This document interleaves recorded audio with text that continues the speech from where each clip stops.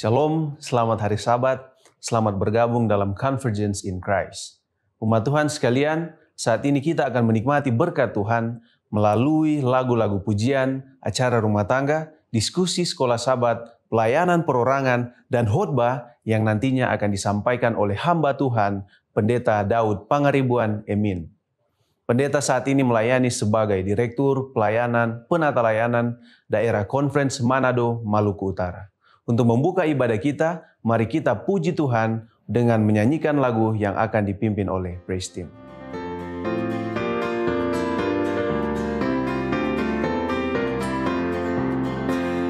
Dengan lonceng surga amat meriah, karena pulang jiwa yang sesat. Bapa mau berjumpa dengan mulianya dan menyambut anak yang penat. Puji Tuhan, malaikat nyanyi, puji Tuhan, bunyi kecapi, segenap tentara surga sorak berseru, menyanyi pujian yang merdu. Dengan lonceng surga indah suaranya, karena pertobatan yang sungguh. Tuhan mengampuni orang berdosa dan menjadi jiwa yang baru. Puji Tuhan, malaikat nyanyi, puji Tuhan, bunyi kecapi, segenap tentara surga sorak berseru, menyanyi pujian yang merdu. Dengan lonceng surga pesta digelar, semua malaikat bergembira. Masyurkanlah Yesus, sabda yang benar, telah lahir jiwa yang indah. Puji Tuhan, malaikat nyanyi, puji Tuhan, bunyi kecapi, segenap tentara surga sorak berseru, menyanyi pujian yang merdu. Ayat hafalan pada Sabat ini terdapat di dalam Yohanes 11 ayat 25 dan 26. Jawab Yesus, "Akulah kebangkitan dan hidup. Barang siapa percaya kepadaku, ia akan hidup walaupun ia sudah mati. Dan setiap orang yang hidup dan yang percaya kepadaku tidak akan mati selama-lamanya." Percayakah engkau akan hal ini? Mari kita satu dalam doa. Bapa di surga, kami bersyukur Tuhan untuk Sabat yang penuh berkat yang Kau berikan pada kami pada saat ini. Saat ini kami akan mempelajari diskusi sekolah Sabat ya Tuhan. Biarlah Tuhan memberikan kami hikmat agar kami bisa mengerti pelajaran sekolah Sabat, bahkan memberkati juga para narasumber yang akan membantu kami dalam mempelajari sekolah Sabat. Terima kasih ya Tuhan. Kiranya Tuhan ampuni segala dosa dan kesalahan yang kami perbuat. Di dalam nama Tuhan Yesus kami berdoa. Amin. Salam sejahtera bagi kita semua. Shalom. Bapak Ibu Saudara-saudari, saya berharap kita semua dalam keadaan sehat. Berbicara mengenai keluarga, pastinya kita semua menginginkan keluarga yang aman, keluarga yang bahagia, punya keluarga yang dimana suasananya itu penuh dengan sukacita. Tapi kita perlu sadar bahwa kita tinggal di dunia yang sudah jatuh ke dalam dosa. Jadi terkadang di dalam keluarga ya masalah itu pasti berbeda-beda. Ada yang mempunyai masalah-masalah mungkin soal hubungan, baik suami istri, ataupun mungkin masalah anak dengan orang tua yang kurang baik, sehingga menghadirkan ketidakadabahagiaan di dalam rumah tangga. Jadi pada saat ini kita akan berbicara tentang keluarga yang saya beri judul tentang KB. KB ini bukan tentang keluarga yang mungkin program-program keluarga berencana, 2 anak itu cukup dan lain sebagainya, tapi lebih kepada keluarga yang bahagia. Jadi mungkin saja kita akan bertanya-tanya, kenapa sih saya punya keluarga ini begini, keluarga yang tidak bahagia sama sekali? Apakah memang ini tidak ada keluarga yang bahagia sama sekali? Jangan salah saudara-saudara. Di dalam buku Kejadian, saya akan bawa kita, mari kita lihat dalam buku Kejadian, pasalnya yang ke-1 dan pasalnya yang kedua. Itu menceritakan tentang awal mula, di mana ketika Tuhan menjadikan langit dan bumi, Tuhan menjadikan manusia di sana, yaitu Adam dengan Hawa, keluarga yang pertama. Tuhan menciptakan hal ini, Tuhan memberikan keluarga di mana yang bahagia. Karena di situ dia katakan, ketika Tuhan menjadikan manusia menurut gambar dan rupanya, Tuhan membentuk mereka dari debu tanah, kemudian Tuhan menempatkan mereka di taman, yaitu Taman Eden. Kalau kita lihat di dalam Kejadian pasalnya yang kedua, ayatnya yang ke-8. Ketika Tuhan menciptakan manusia, dia menempatkan mereka di Taman Eden. Tugasnya untuk apa? Di ayatnya yang ke-15, di situ dia bilang bahwa tugasnya untuk mereka dapat mengusahakan dan memelihara taman itu. Tuhan menciptakan manusia di Taman Eden. Eden itu artinya adalah kesenangan. Eden artinya adalah kegembiraan. Jadi ketika Tuhan menciptakan Adam dengan Hawa, keluarga yang baru, Tuhan berkati mereka, Tuhan tempatkan mereka di rumah di mana yang penuh dengan kebahagiaan. Bahkan di ayat ini, dari ayat 8 sampai seterusnya, dia bilang bahwa di situ Tuhan tempat mereka di Taman Eden ada sungai yang mengalir, ada 4 sungai, di mana yang ada emas di sana. Dan bukan saja itu, tetapi dikatakan di situ ada juga Tuhan taruh satu pohon dari pohon-pohon yang lain, yaitu pohon pengetahuan baik dan jahat. Ayatnya yang ke-17.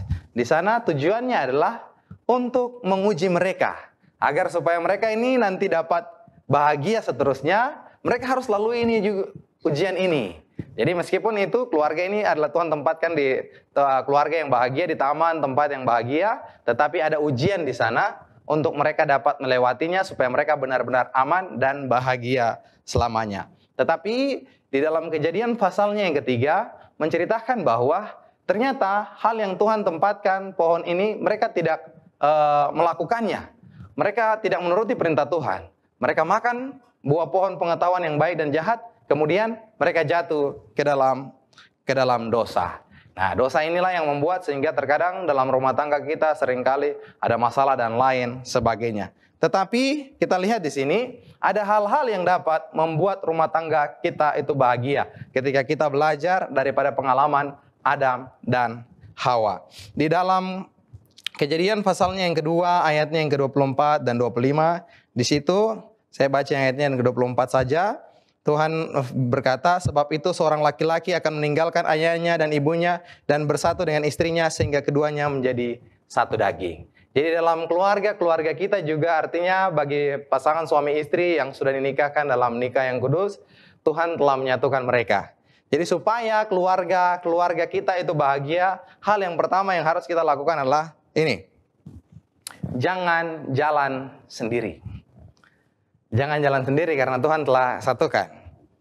Di dalam Kejadian pasalnya yang ketiga, di situ menceritakan bahwa ketika Hawa dia berjalan di taman, dia bertemu dengan ular. Dia bertemu dengan ular, setan menyerupai ular, kemudian terjadilah percakapan. Ketika terjadi percakapan, Hawa bercakap-cakap dengan ular, dengan setan ini, kemudian terjadilah Hawa dia jatuh ke dalam dosa. Jadi ini satu pelajaran juga bagi kita ataupun bagi pasangan suami istri, bapak dan ibu, hati-hati, jangan jalan sendiri.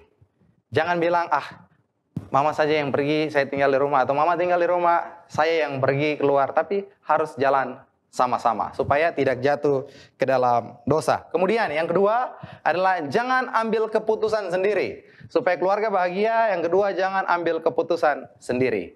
Artinya ketika dipersatukan, keputusan itu harus diambil secara bersamaan. Hawa dia ambil keputusan sendiri. Ketika dia melihat buah pohon dalam taman itu baik dan sedap kelihatannya, dia ambil kemudian dia makan. Dan dia bawa kepada Adam dan kasih Adam makan, kemudian mereka jatuh ke dalam dosa. Jadi jangan ambil keputusan sendiri. Ambillah keputusan itu secara bersama supaya keluarga itu bahagia. Mungkin ada beda pendapat dan lain sebagainya, tetapi dalam perbedaan pendapat itu kemudian diambil satu solusi untuk bersama-sama berjalan dalam satu keputusan. Kalau seandainya ada hal lain yang datang untuk mencobai supaya kita mengambil keputusan sendiri, mungkin bisa dengan kata tidak. Saya tanya dulu kepada saya punya suami, atau sabar, saya tanya dulu kepada saya punya istri. Dengan demikian keluarga akan aman. Kemudian yang ketiga adalah ketika jatuh ke dalam dosa, ingat bahwa jangan sembunyi-sembunyi. Adam dengan Hawa ketika mereka telah jatuh ke dalam dosa, dorang tahu bahwa dorang berdosa, melanggar perintah Tuhan, mereka telanjang. Ketika mereka mendengar langkah kaki Tuhan, dorang sembunyi. Nah, ini juga Bapak Ibu saudara-saudari, hati-hati.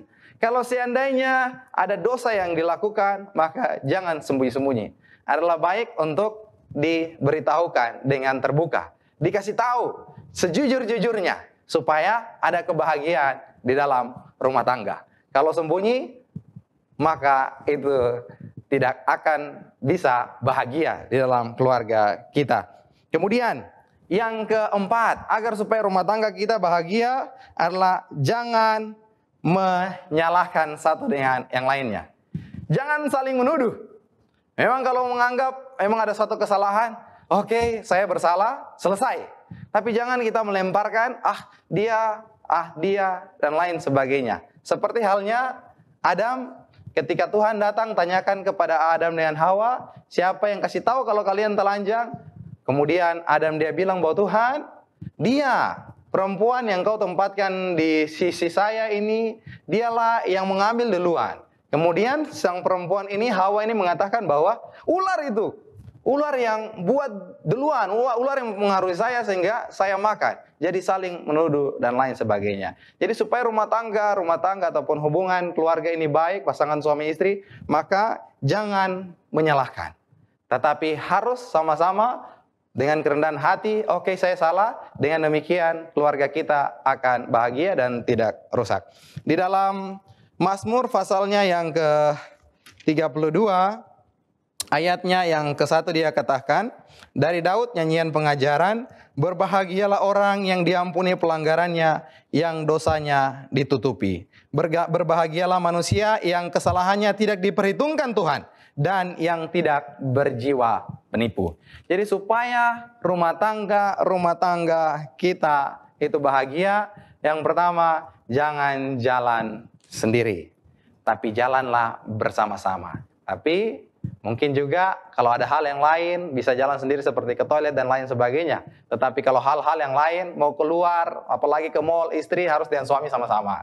Kemudian juga supaya rumah tangga kita bahagia, jangan ambil keputusan sendiri. Kalau kita bertemu dengan orang lain yang mungkin menawarkan produk-produk dan lain sebagainya, saya tanyakan dulu kepada saya punya istri, atau saya tanyakan dulu kepada saya punya suami, supaya rumah tangga kita bahagia. Kemudian jangan sembunyi-sembunyi. Kalau ada dosa, harus diakui dengan secara terbuka, kemudian kebahagiaan dalam keluarga itu akan didapatkan. Dan yang keempat, jangan menyalahkan. Jangan saling menyalahkan, tapi harus dengan kerendahan hati, saya bersalah, supaya ada pengampunan. Jauh daripada itu, kita melihat bahwa Tuhan itu penuh dengan kasih. Ketika kita sembunyi-sembunyi, Tuhan datang untuk mau memberikan kepada kita suatu pelajaran supaya kita terbuka di hadapan Tuhan. Dengan demikian kita dapat diselamatkan. Keluarga yang bahagia adalah keluarga yang terus berjalan dengan Tuhan, dan kiranya Tuhan akan memberkati kita. Saya berdoa dalam nama Yesus. Amin.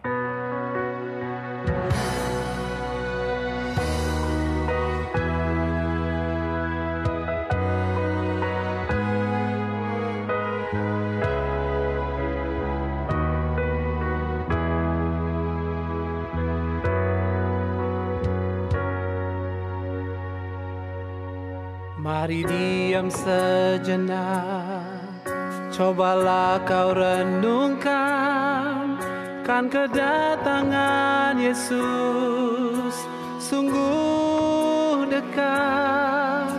Hari-hari berlalu, waktu terus berganti, Dia akan datang segera jemput umatnya. Mari sedia sambut sang Raja. Oh, bersedialah sambut Rajamu. Dia datang dengan kemuliaan. Oh, bersedialah,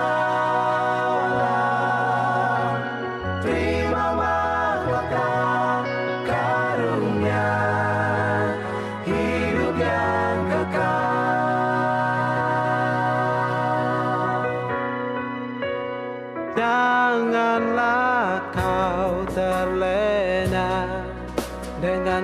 kedatangan dunia, hingga kau melupakan kedatangannya. Beritakanlah firman-Nya, kabarkanlah dengan segera. Kabarkan kedatangan Yesus Tuhanmu. Mari sedia sambut Sang Raja. Oh, bersedialah sambut Rajamu. Dia datang Dengan kemuliaan, oh bersedialah, terima mahkota karunia, hidup yang kekal. Sekaranglah waktunya, bersedia sambut Sang Raja.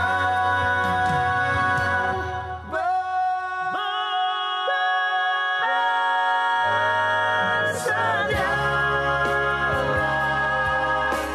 sambut Rajamu. Dia datang Dengan kemuliaan, oh bersedialah, terima mahkota karunia, hidup yang kekal. Karunia,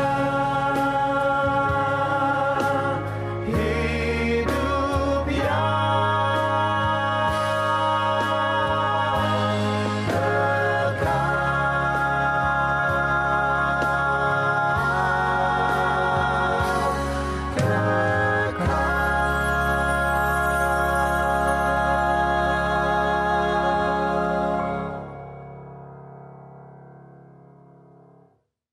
Shalom, salam sejahtera di dalam kasih Tuhan kita Yesus Kristus.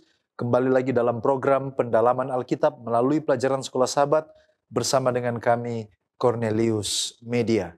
Kami tetap menghimbau saudara-saudara untuk mengikuti tayangan ini dengan persiapan yaitu mempelajari pelajaran Sekolah Sahabat di tempat Anda masing-masing. Oleh karena tayangan ini bukanlah sebagai pengganti tanggung jawab kita untuk mencari dari penglihatan kita sendiri tentang apa yang ingin disampaikan oleh Tuhan melalui pelajaran Sekolah Sahabat kepada kita secara pribadi.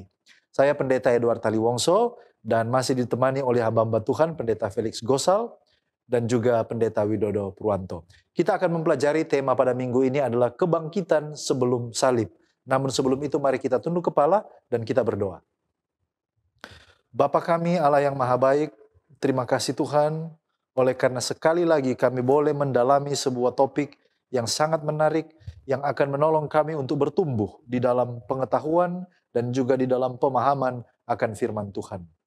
Karuniakan hikmat, akal budi, dan juga hati yang siap untuk diajar, supaya pelajaran ini bukan hanya menjadi informasi, tetapi menjadi inspirasi dan kekuatan bagi kami untuk setia di dalam Tuhan. Di dalam nama Yesus Kristus kami sudah berdoa. Amin. Penulis pelajaran Sekolah Sahabat di pelajaran yang kelima ini mengambil beberapa perikop yang merupakan kisah yang berhubungan langsung dengan tema yaitu kebangkitan sebelum salib. Contohnya di dalam Yudas pasal 9, di sini berisi tentang perselisihan dari Mikael, sang penghulu malaikat, dan iblis sehubungan dengan tubuh Musa yang akan dibangkitkan. Lalu kemudian Lukas pasal 9 ayat 28 sampai 36. Di sini di mana Yesus dimuliakan di atas gunung dan di antara mereka ada hadir di sana Musa dan Elia yang menampakkan diri. Keperjanjian lama di 1 Raja-Raja 17 ayat 8 sampai 24. Di sana ada cerita tentang bagaimana Nabi Elia membangkitkan anak perempuan dari janda di Sarfat yang telah menunjukkan imannya kepada Allah dengan melayani Nabi Allah. Lalu kita ke Lukas pasal 7 ayat 11 sampai 17. Yesus tiba di Nain dan hatinya tergerak oleh belas kasihan oleh karena anak laki-laki dari seorang janda yang telah mati. Lalu Yesus datang dan membangkitkan anak laki-laki itu. Di Markus pasal 5 ayat 35 sampai 43, Yesus membangkitkan anak kepala rumah ibadat Yairus. Dan Yesus mengatakan bagi Yesus kematian itu hanyalah seperti orang yang tertidur dan dibangkitkan. Yohanes 11 ayat 1 sampai 44, di sini ada cerita tentang Yesus membangkitkan Lazarus dari kematian. Dan cerita ini juga menjadi kesaksian tentang keilahiannya. Nah, apa maksud judul kebangkitan sebelum salib? Minggu ini kita akan menyoroti beberapa contoh cerita orang yang telah mati dibangkitkan kembali, baik dari perjanjian lama dan juga dari perjanjian baru sebelum peristiwa Yesus disalibkan. Lalu kemudian kita akan memiliki kesimpulan bahwa baik kebangkitan di perjanjian lama dan perjanjian baru memiliki pola yang sama. Nah, apa makna atau pengertian kebangkitan di pelajaran minggu ini? Apakah sama dengan sebagaimana yang sudah kita soroti minggu-minggu terdahulu? Lalu apa arti salib? Apakah kematian Yesus atau kronologi peristiwa itu sendiri? Nah, sejauh ini kita telah mempelajari contoh-contoh cerita kebangkitan baik di perjanjian lama dan perjanjian baru. Jadi kebangkitan di sini berarti kebangkitan tubuh dan bukan hanya sekedar rohani saja. Apa makna salib di dalam judul pelajaran minggu ini? Salib dalam konteks ini berarti peristiwa Yesus dijatuhi hukuman mati oleh pemerintah Roma. Lalu kemudian mungkin kita bertanya, apa hubungan antara kebangkitan dan salib? Mengapa salib yang menjadi focal point atau inti daripada cerita kebangkitan ini? Kalau kita lihat ada dua alasan di dalam 1 Korintus pasal 15. 1 Korintus 15 ayat 14 mengatakan, jika Kristus tidak dibangkitkan, maka sia-sia iman kita. Itu sebabnya kematian di salib itu harus mendahului kebangkitan. Dan kematian di salib itu menjadi penting. Dan yang kedua adalah 1 Korintus 15 ayat 20. Yesus itu adalah yang sulung. Bukan secara kronologi tetapi secara keutamaan. Itu sebabnya mengapa dia disebut yang sulung. Artinya bahwa semua orang yang dibangkitkan sebelum dan sesudah salib, mereka layak menerimanya karena Kristus yang disalibkan dan dibangkitkan itu. Sehingga mengapa, oleh karena alasan-alasan ini, salib itu menjadi focal point atau titik inti dari peristiwa kebangkitan, baik yang sebelum dan sesudah salib. Nah, pelajaran kelima ini mencakup, kita akan melihat lebih dekat kebangkitan-kebangkitan yang terjadi sebelum kematian dan kebangkitan Yesus Kristus sendiri. Demikianlah bagian pendahuluan ini yang kiranya dapat mempersiapkan saudara dan saya untuk masuk lebih dalam dan mengangkat tema-tema penting dari pelajaran Sekolah Sabat ini.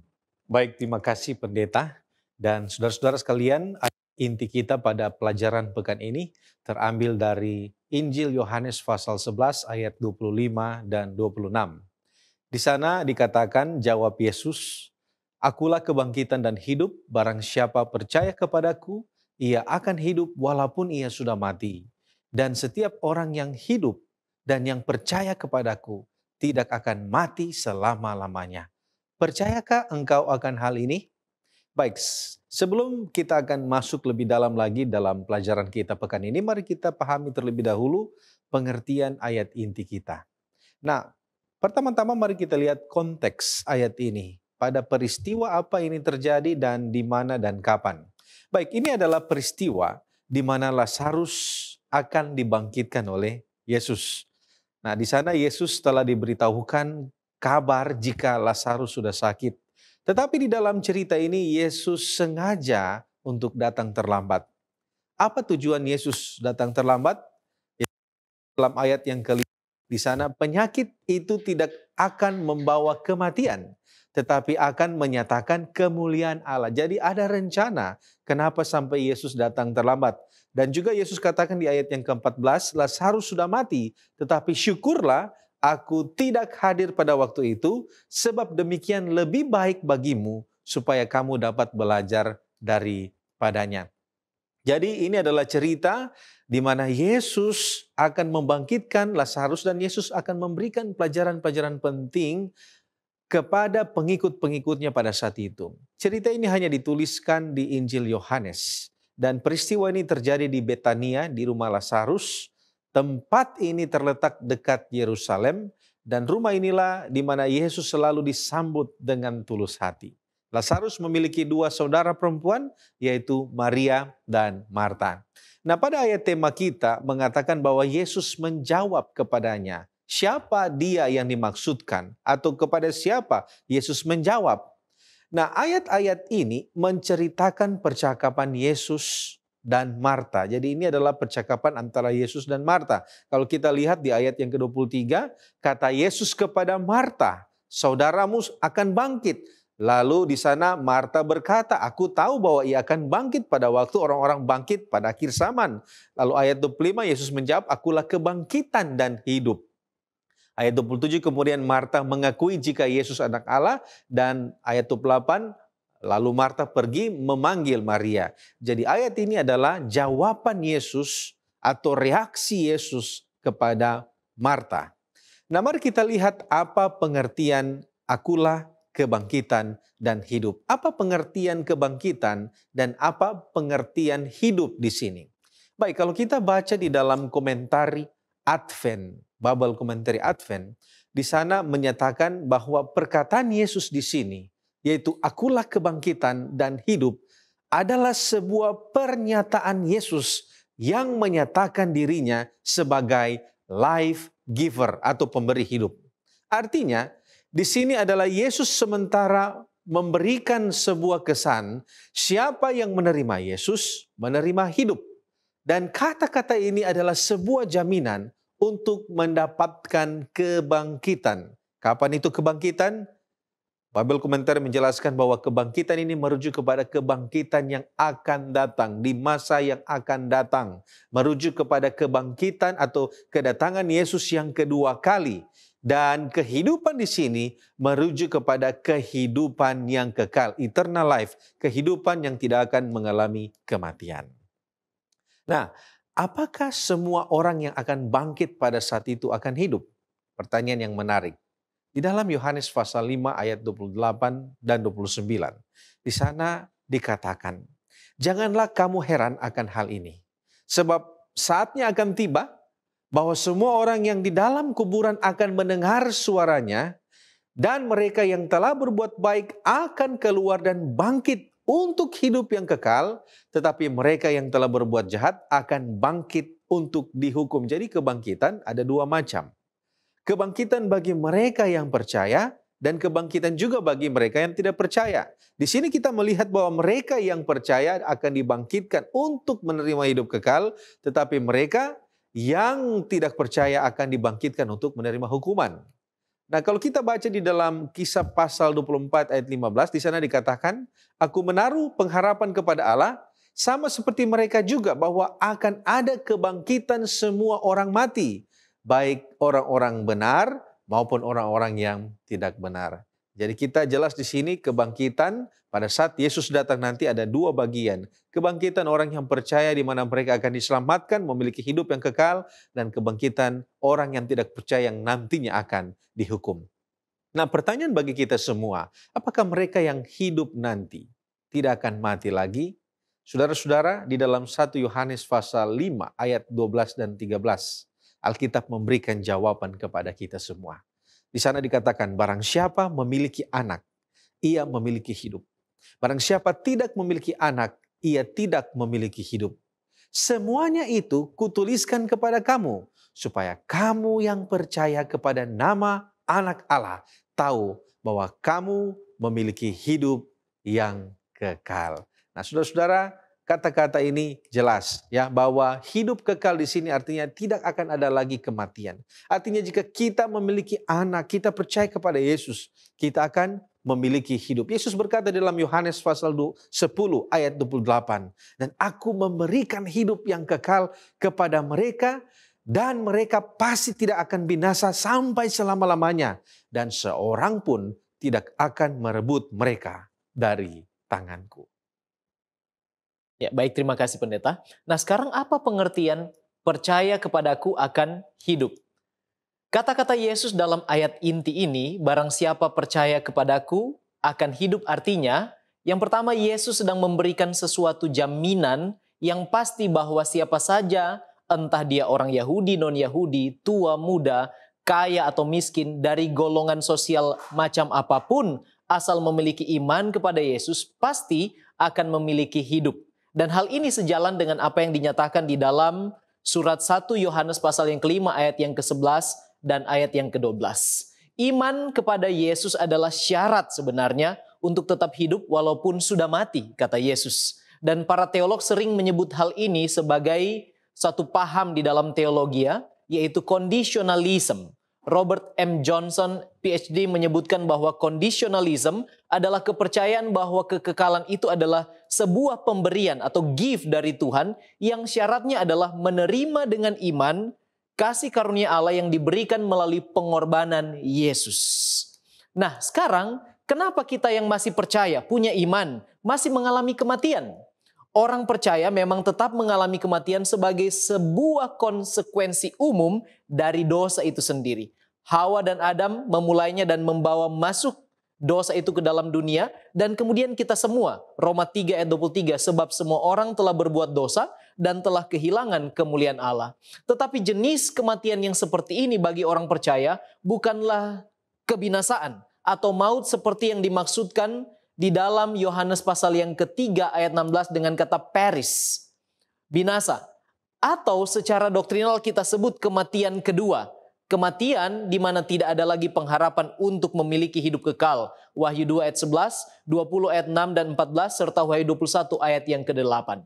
Nah, tingkat iman atau kepercayaan yang seperti apa, yang bagaimana, yang akan membuat orang bisa dibangkitkan dengan kebangkitan untuk hidup yang kekal. Yang pertama, mengakui dan menerima Yesus sebagai juru selamat pribadi. Sebab di dalam Seventh Day Adventist Bible Commentary volume 5 halaman 1014 dikatakan mereka yang menerima Dia menerima juga hidup dan kepada mereka diberikan jaminan kebangkitan di masa yang akan datang, yaitu untuk hidup yang kekal. Kemudian yang kedua, iman yang berfokus kepada Yesus. Dari buku yang sama, halaman yang sama dikatakan, hanya mereka yang selalu memusatkan iman mereka fokus kepada Yesus selama periode perjalanan kehidupan di dunia inilah yang akan menerima hidup yang kekal pada hari kebangkitan yang besar itu. Nah, yang terakhir, iman yang memurnikan kehidupan. Iman yang menuntun kepada pertumbuhan rohani, penurutan kepada kehendak Allah, serta ketahanan yang kuat dalam segala tantangan kehidupan. Seorang teolog mengatakan, mereka yang memiliki iman, kemudian yang tekun melakukan segala sesuatu sesuai dengan kehendak Allah, dan untuk memuliakan Dia akan diberikan Allah kehidupan yang kekal. Nah, sekarang jenis hidup seperti apa yang dimaksudkan di sini? Mari kita lihat, ini adalah jenis kehidupan yang tidak dapat binasa lagi atau kebangkitan untuk hidup kekal, hidup selama-lamanya. Alfa Omega jilid yang ke-6 halaman 149 dan 150 saya ringkaskan, mengatakan bahwa ketika Yesus mengatakan hal demikian, hidup itu kepada Marta, maka barang siapa yang percaya akan hidup, Yesus sedang mengarahkan pikiran Marta jauh kepada pengharapan yang lebih mulia, yaitu kebangkitan orang benar untuk hidup selama-lamanya. Dan hal ini nanti terjadi pada waktu kedatangan Kristus kali yang kedua. Seventh Day Adventist Bible Commentary volume 5 halaman 1014, kembali saya kutip, mengatakan bahwa jenis kehidupan yang ini adalah yang berlawanan dengan kematian yang kedua. Artinya hidup untuk selama-lamanya, bukan bangkit untuk binasa. Kemudian berbeda juga dengan cessation of life atau penghentian kehidupan yang dialami semua orang. Jadi memang banyak yang dibangkitkan dalam perjanjian lama dan perjanjian baru. Orang-orang tersebut kita dapat baca di dalam cerita-cerita di Alkitab. Namun kemudian mereka mengalami kematian kembali. Kecuali Musa yang dibangkitkan untuk terangkat ke sorga. Termasuk Lazarus memang dibangkitkan setelah mati dan berada di kubur 4 hari. Dia hidup kembali namun kemudian mengalami kematian. Kehidupan yang dimaksud di sini adalah kehidupan yang tidak dapat binasa selama-lamanya. Baik, terima kasih pendeta. Kita masih akan melihat kata-kata Yesus yang mengatakan ia akan hidup walaupun sudah mati. Apa pengertiannya? Dan kapan dan bagaimana? Nah, secara umum, sebagaimana yang dipahami oleh Marta, Yohanes 11 ayat 24, kata Marta kepadanya, Aku tahu bahwa ia akan bangkit pada waktu orang-orang bangkit pada akhir zaman. Marta sebagaimana orang Yahudi di abad pertama secara mayoritas percaya bahwa ada kebangkitan tetapi nanti pada akhir zaman. Tetapi sebenarnya makna dari kata-kata Yesus di apa yang kita bahas, ia akan hidup walaupun ia sudah mati, bukan akhir zaman. Bukan nanti dan bukan hanya itu saja. Tetapi yang Yesus maksudkan adalah sekarang ini. Karena dalam beberapa saat lagi dia akan segera membangkitkan Lazarus. Nah, lalu kemudian di ayat 26, kalau kita lihat ayat 26 ada kata-kata mengatakan bahwa orang hidup yang percaya dia tidak akan mati selamanya. Maksud dari perkataan ini adalah bagi orang yang percaya tidak peduli apakah mereka telah mengalami kematian atau hampir mati, kematian tidak lagi berkuasa atas mereka. Dan ini juga artinya orang yang tidak percaya akan mengalami kematian kekal selama-lamanya. Artinya mereka tidak akan dibangkitkan. Nah, kalau kita melihat, Yesus juga bertanya kepada Maria, percayakah engkau akan hal ini? Apa maksudnya? Nah, di dalam buku Andrews Bible Commentary, halaman 1444, di sana memberikan komentar tentang makna daripada pertanyaan Yesus. Artinya, Yesus memberikan kesempatan kepada Marta untuk mengekspresikan imannya terlepas dari fakta bahwa Marta mungkin tidak sepenuhnya memahami perkataan Kristus. Tetapi kemudian kalau kita baca ceritanya, Marta menegaskan bahwa Yesus adalah anak Allah di ayatnya yang ke-27. Itulah makna dari pertanyaan Yesus, percayakah engkau akan hal ini? Demikianlah kiranya pelajaran ini boleh menolong saudara untuk melihat makna kata-kata Yesus kepada Marta pada waktu itu. Baik, terima kasih pendeta. Mungkin kita bertanya-tanya, apakah Musa mati dan dibangkitkan? Apa bukti kebangkitan Musa dan kapan itu terjadi? Baik saudara-saudara, di puncak Pisgah, Musa diperlihatkan tanah perjanjian, tetapi dia tidak masuk di sana. Ulangan pasal 34 ayat 5 mengatakan, lalu matilah Musa, hamba Tuhan itu, di sana di tanah Moab sesuai dengan firman Tuhan. Jadi di dalam ayat ini jelas bahwa Alkitab menyatakan Musa itu mati. Dan ayat selanjutnya, ayat 6 mengatakan, dan dikuburkannyalah dia di sana, ya, dan dikuburkannyalah dia. Nah, di sini kita bisa lihat huruf besar. Artinya yang menguburkan Musa adalah Tuhan sendiri. Di mana dia dikuburkan? Ayat ini selanjutnya mengatakan di suatu lembah di tanah Moab, di tentengan Bet Peor, dan tidak ada orang yang tahu kuburnya sampai hari ini. Pertanyaan, kenapa kuburnya tidak diketahui? Kalau kita baca Yudas pasal 1 ayat 9, di sana dijelaskan bahwa ada pertengkaran antara Mikael dan setan dalam memperebutkan mayat Musa. Nah, apa yang terjadi di sana? Kita tidak memiliki informasi yang cukup di dalam Alkitab untuk memahami akan hal ini. Tetapi kita bersyukur Roh Nubuat mengatakan dan menjelaskan hal ini. Di dalam Para Nabi dan Bapa halaman 70, di sana dikatakan tetapi ia tidak tinggal lama di dalam kubur. Jadi jelas bahwa Musa tidak lama. Pada saat dia mati, dia dibangkitkan oleh Kristus. Dia tidak tinggal lama di dalam kubur. Kristus sendiri dengan malaikat-malaikatnya yang telah menguburkan Musa turun dari surga untuk membangkitkan orang suci yang tidur itu. Dia dibangkitkan, apakah dia hidup di atas dunia ini? Tidak lagi, karena dia hidup, dia dibangkitkan dan dia diangkat ke surga. Di dalam Para Nabi dan Bapa halaman 72 dikatakan Musa keluar dari kubur dengan kemuliaan dan naik bersama dengan yang melepaskannya ke kota Allah. Jadi saat ini Musa berada di kota Allah. Dia dibangkitkan, tidak seperti Lazarus dibangkitkan dan hidup bersama-sama kembali dengan manusia, tetapi dia dibangkitkan dan diangkat ke surga. Jadi di sini jelas bahwa Musa mengalami kematian, tetapi kemudian dia dibangkitkan. Nah, mungkin kita bertanya, mengapa Musa mengalami kebangkitan dini? Padahal dia saja tidak masuk kepada tanah Kanaan. Apa kira-kira yang dimaksudkan dengan Allah di sini? Apa standar Allah yang harus kita pahami?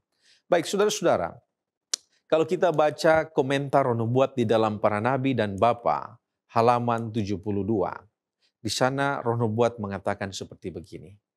Tuhan melarang Musa untuk masuk tanah Kanaan, untuk memberikan satu pelajaran yang tidak boleh dilupakan. Nah, apa pelajaran itu?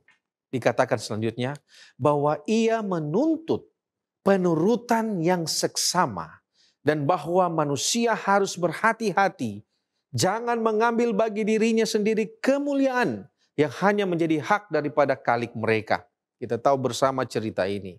Ia tidak dapat mengabulkan doa Musa agar ia bisa mengambil bagian dalam warisan Israel. Musa pernah berdoa, izinkan dia untuk menyeberang sungai ini. Tetapi tidak. Ya, Roh Nubuat mengatakan, tetapi ia tidak melupakan. Ya, jadi artinya di sini adalah, walaupun Musa tidak dikabulkan, tidak diizinkan untuk memasuki tanah Kanaan, Roh Nubuat mengatakan, tetapi ia, Tuhan, tidak melupakan atau meninggalkan hambanya. Apa maksudnya? Dikatakan, Allah yang di sorga itu mengerti akan penderitaan yang telah ditanggung oleh Musa. Ia telah mencatat setiap tindakan daripada pelayanan yang setia selama tahun-tahun yang lama daripada ujian dan pertentangan itu. Di atas puncak Pisgah, Allah memanggil Musa kepada satu warisan yang jauh lebih mulia daripada Kanaan duniawi. Jadi Tuhan memiliki rencana yang luar biasa atas hidup Musa. Walaupun dia tidak diperkenankan masuk karena ada prinsip yang Tuhan ingin tunjukkan.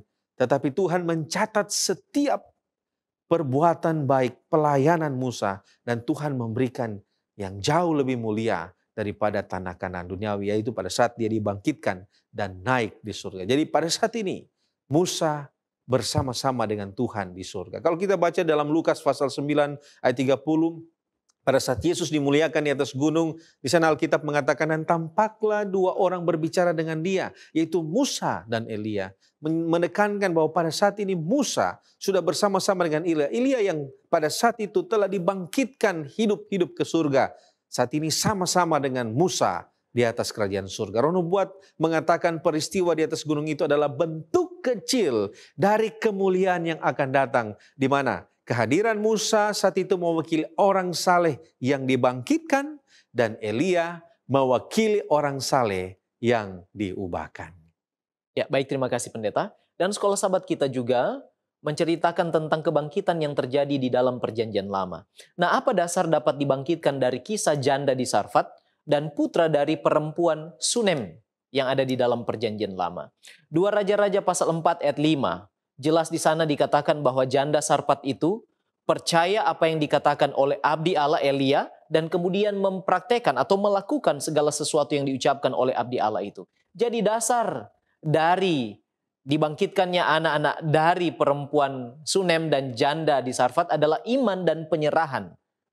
Iman dan penyerahan inilah yang menjadi dasar dibangkitkan di dalam cerita yang ada di dalam perjanjian lama ini. Oleh kemurnian hati baik janda yang di Sarfat, kemudian perempuan Sunem percaya kepada Allah dan melalui penerimaan kepada hamba Allah, mereka menyatakan iman mereka dengan perbuatan baik kepada orang-orang yang adalah wakil Allah. Dan Alfa Omega Jilid 3 halaman 106 dan 107 mengatakan, sungguh ajaib imannya yang memperoleh pahala dengan limpahnya. Kemudian halaman 197 dan 198, begitulah iman perempuan ini mendapat imbalan. Kristus sang pemberi hidup yang besar itu mengembalikan anaknya itu kepadanya. Begitu juga akan berlaku bagi umat-umat yang setia di zaman sekarang ini, ketika pada kedatangan Yesus mereka yang setia akan juga mengalami kebangkitan untuk kehidupan. Ini gambaran. Nah, apakah mereka yang telah mengalami kebangkitan akan mati lagi? Seperti anak dari janda di Sarfat dan perempuan Sunem. Apakah mereka akan dibangkitkan lagi atau memiliki jaminan untuk hidup yang kekal? Kecuali Musa, saya katakan tadi, orang-orang yang dibangkitkan ini di dalam perjanjian lama mengalami kematian lagi. Jadi mereka tidak bangkit untuk hidup selama-lamanya. Dan secara teori, seseorang yang telah mengalami kebangkitan dari kematian oleh kuasa Allah, sang pemberi hidup itu, mungkin akan hidup dalam kepercayaan yang teguh kepada Allah. Namun di sisi lain, Alkitab tidak menceritakan lebih lanjut bagaimana mereka yang sudah mengalami kebangkitan ini hidup setelah kebangkitan itu. Kepada kita hanya diberikan petunjuk untuk bagaimana bisa menikmati hidup yang kekal. Syaratnya adalah beriman kepada Kristus, menerima Dia sebagai Tuhan dan Juru Selamat pribadi, dan terus memusatkan iman penyerahan hidup ini kepada Kristus di dalam hidup yang dipercayakan di dunia ini. Baru pada akhirnya, pada waktu Yesus datang kali yang kedua, kita akan mengalami atau menerima hidup yang kekal. Sebab seorang teolog mengatakan bahwa kasih karunia Allah itu adalah hidup yang kekal. Itu pemberian. Hanya akan diwariskan kepada mereka yang percaya dan hidup sesuai dengan kehendak Allah. Baik, terima kasih pendeta. Sekarang kita akan menyoroti kebangkitan di Nain dan juga anak Yairus. Apa dasar rahasia Yesus membangkitkan? Dan apakah kebangkitan ini hanya untuk etnis tertentu? Bagaimana dengan mereka yang non-Yahudi? Bagaimana kita melihat terang tentang kebangkitan ini juga menjadi pengharapan bagi orang-orang non-Yahudi? Nah, kalau kita lihat dalam buku The SDA Bible Commentary jilid 5 halaman 609, di sana memberikan komentar bahwa kematian adalah tidur, tetapi ini adalah tidur nyenyak yang hanya dapat dibangunkan oleh si pemberi kehidupan yang agung, karena hanya Dia yang memiliki kunci kubur. Artinya di sini penulis The Seventh-day Adventist Bible Commentary mengatakan mengapa Yesus memiliki kekuatan untuk membangkitkan orang yang sudah mati, mengapa Yesus berani mengatakan bahwa orang yang mati hanya tidur, oleh karena Dia adalah si pemberi kehidupan itu sendiri. Dia yang bisa menciptakan dari tidak ada menjadi ada. Dia yang menghembuskan nafas kehidupan ke dalam lubang hidung Adam. Dia juga yang dapat membangkitkan kembali orang yang telah mengalami kematian. Itulah rahasia kekuatan dan otoritas kuasanya. Nah, kalau kita baca di dalam cerita Alkitab, ternyata kebangkitan itu bukan eksklusif menjadi milik etnis tertentu. Kebangkitan adalah untuk semua orang yang percaya, bukan berdasarkan identitas kebangsaannya. Contohnya, janda Fenisia yang malang, dia bukan dari orang Israel. Kalau kita baca 1 Raja-Raja 17 ayatnya yang ke-9. Demikian juga seorang wanita Sunem, seorang yang menonjol di komunitasnya, tetapi dia bukan dari keturunan orang Ibrani. Kita boleh baca di dalam 2 Raja-Raja pasal 4 ayatnya yang ke-8. Nah, pertanyaan selanjutnya adalah apa pelajaran tentang kebangkitan itu untuk orang-orang di zaman itu? Bagaimana pengaruh daripada kebangkitan Yesus ini bagi orang-orang yang ada di sekelilingnya dan yang ada di sekitarnya? Minimal ada beberapa pelajaran yang bisa kita lihat tentang makna atau pelajaran dari kebangkitan kepada orang-orang di zaman Yesus. Yang pertama, pelajaran yang pertama adalah Dia yang bersabda, "Bangkitlah" atau "Bangunlah" adalah pribadi yang sama yang telah bersabda di awal penciptaan, "Jadilah terang, maka terang itu jadi." Dengan kata lain, Yesus ingin menunjukkan bahwa Dia memiliki kuasa keilahian. Yang kedua, Dia membangkitkan untuk meyakinkan sebagian kaum yang tidak percaya kepada kebangkitan tubuh. Misalnya kaum Saduki. Yang ketiga, Dia ingin meyakinkan kepada kaum yang percaya kepada kebangkitan tubuh, yaitu Farisi, bahwa Yesus Kristus adalah Mesias yang dijanjikan oleh Allah, oleh karena Dia berkuasa membangkitkan orang yang sudah mati. Lalu kemudian yang keempat, pelajaran ini menjadi lengkap, menjadi sempurna pada waktu Yesus Kristus sendiri bangkit dari kematian. Dengan demikian menegaskan bahwa bukan saja Dia sanggup membangkitkan, tetapi Dia juga adalah sumber kehidupan yang kekal itu. Itulah kira-kira pelajaran yang ingin Dia sampaikan, kesan yang ingin Dia tinggalkan ketika Dia mendemonstrasikan membangkitkan orang mati pada waktu masa kehidupannya. Terima kasih pendeta. Dan pada saat ini mari kita akan lihat apa makna salib dan kebangkitan Kristus. Paling kurang ada 7 makna kebangkitan Kristus yang perlu kita ketahui. Yang pertama, kebangkitan Kristus itu adalah suatu kabar keselamatan yang semakin kuat. Artinya dengan kebangkitan Kristus, maka kabar tentang keselamatan itu semakin kuat. Paulus pernah berkata bahwa andai kata Kristus tidak dibangkitkan, maka sia-sialah pemberitaan kami. Jadi dengan kebangkitan Kristus, maka Injil kekal itu semakin kuat untuk dikabarkan. Itu makna yang pertama. Makna yang kedua, kebangkitan Kristus menandai dimulaikannya pekerjaan perantara di sebelah kanan Allah Bapa sesuai dengan informasi dari kitab Ibrani pasal 8 ayat 1 dan 2. Makna yang ketiga, kebangkitan Kristus memperkuat makna penyaliban Kristus, di mana tanpa kebangkitan manusia akan sulit memahami rencana keselamatan di kayu salib. Makna yang keempat, kebangkitan memberikan kekuatan bagi pergerakan Kristen yang mula-mula. Khususnya kebangkitan telah mengubah murid-murid yang saat itu sempat bimbang menjadi penggerak yang dahsyat pada abad permulaan. Makna yang kelima, kebangkitan Kristus menjadi pusat pekerjaan murid-murid. Itu menjadi kekuatan, itu menjadi kuasa bagi perkabaran kerasulan di abad permulaan. Kemudian makna yang keenam, kebangkitan Kristus adalah benteng iman dari Kristen yang menjadikan kekristenan lebih unggul atas agama-agama yang ada pada saat itu. Dan yang ketujuh, kebangkitan itu memberikan jaminan bahwa Yesus yang telah bangkit akan juga memberikan hidup kebangkitan kepada kita yang percaya kepadanya. Baik, terima kasih pendeta. Dan sebagai penutup dari diskusi kita pada saat ini, apa bisa kematian saat ini ada kebangkitan seperti yang terjadi pada zaman Perjanjian Lama? Dengan kepercayaan yang tidak tergoyahkan dan tanpa ada ruang keraguan di hati seorang yang percaya, dan bila Allah berkenan, maka kebangkitan seperti yang terjadi di dalam Perjanjian Lama mungkin terjadi saat ini.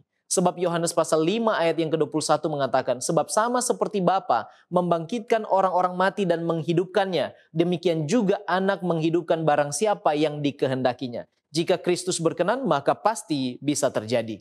Dan kemudian Matius 10 ayat yang ke-8, sembuhkanlah orang sakit, bangkitkanlah orang mati, tahirkanlah orang kusta, usirlah setan-setan, kamu telah memperolehnya dengan cuma-cuma, karena itu berikanlah pula dengan cuma-cuma. Peristiwa yang seperti ini mungkin terjadi asalkan memiliki iman, dan semuanya itu terjadi untuk agenda dan tujuan Allah sendiri. Misi penyelamatan supaya orang percaya, dan untuk kemuliaan nama Tuhan. Kemudian Yesus katakan, aku berkata kepadamu, sesungguhnya barang siapa percaya kepadaku, ia akan melakukan juga pekerjaan-pekerjaan yang aku lakukan. Bahkan pekerjaan-pekerjaan yang lebih besar daripada itu, jika kita percaya kepada Kristus. Itu mungkin terjadi. Dan ada banyak cerita tentang seseorang yang dibangkitkan melalui doa yang sungguh-sungguh, penyerahan yang sungguh-sungguh dan tulus dan murni, maka orang yang telah mati boleh dibangkitkan. Ada cerita misionaris yang ada di Papua, namanya adalah Santos. Dia melayani dengan sungguh-sungguh, seorang mati, namun kemudian didoakan dan bangkit kembali. Dan ini luar biasa. Kepercayaan adalah syarat, kehendak Tuhan adalah syarat di mana kebangkitan itu boleh terjadi. Nah, apa kebangkitan yang sesungguhnya sesudah salib?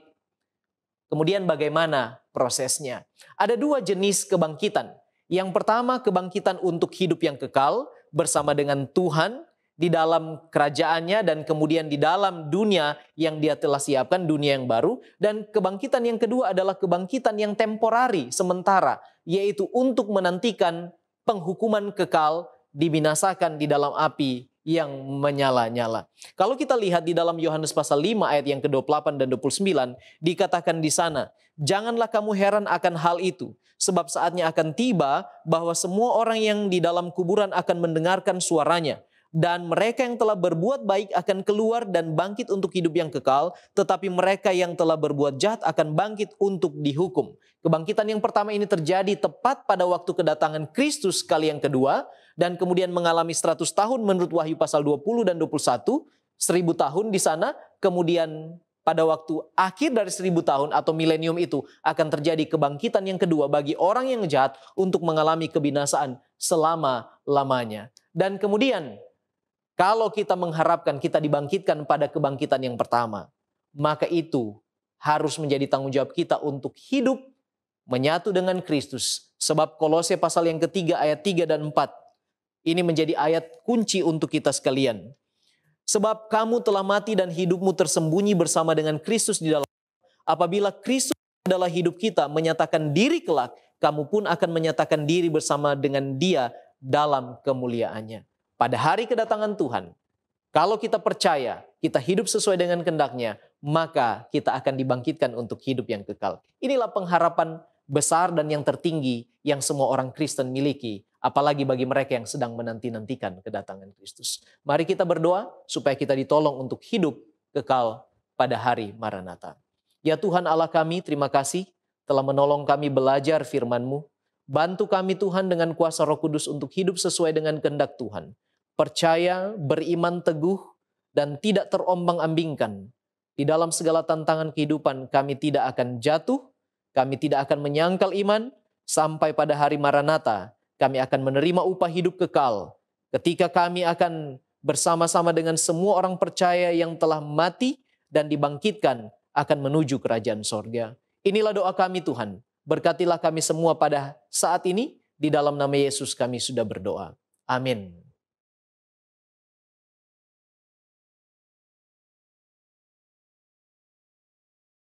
Shalom.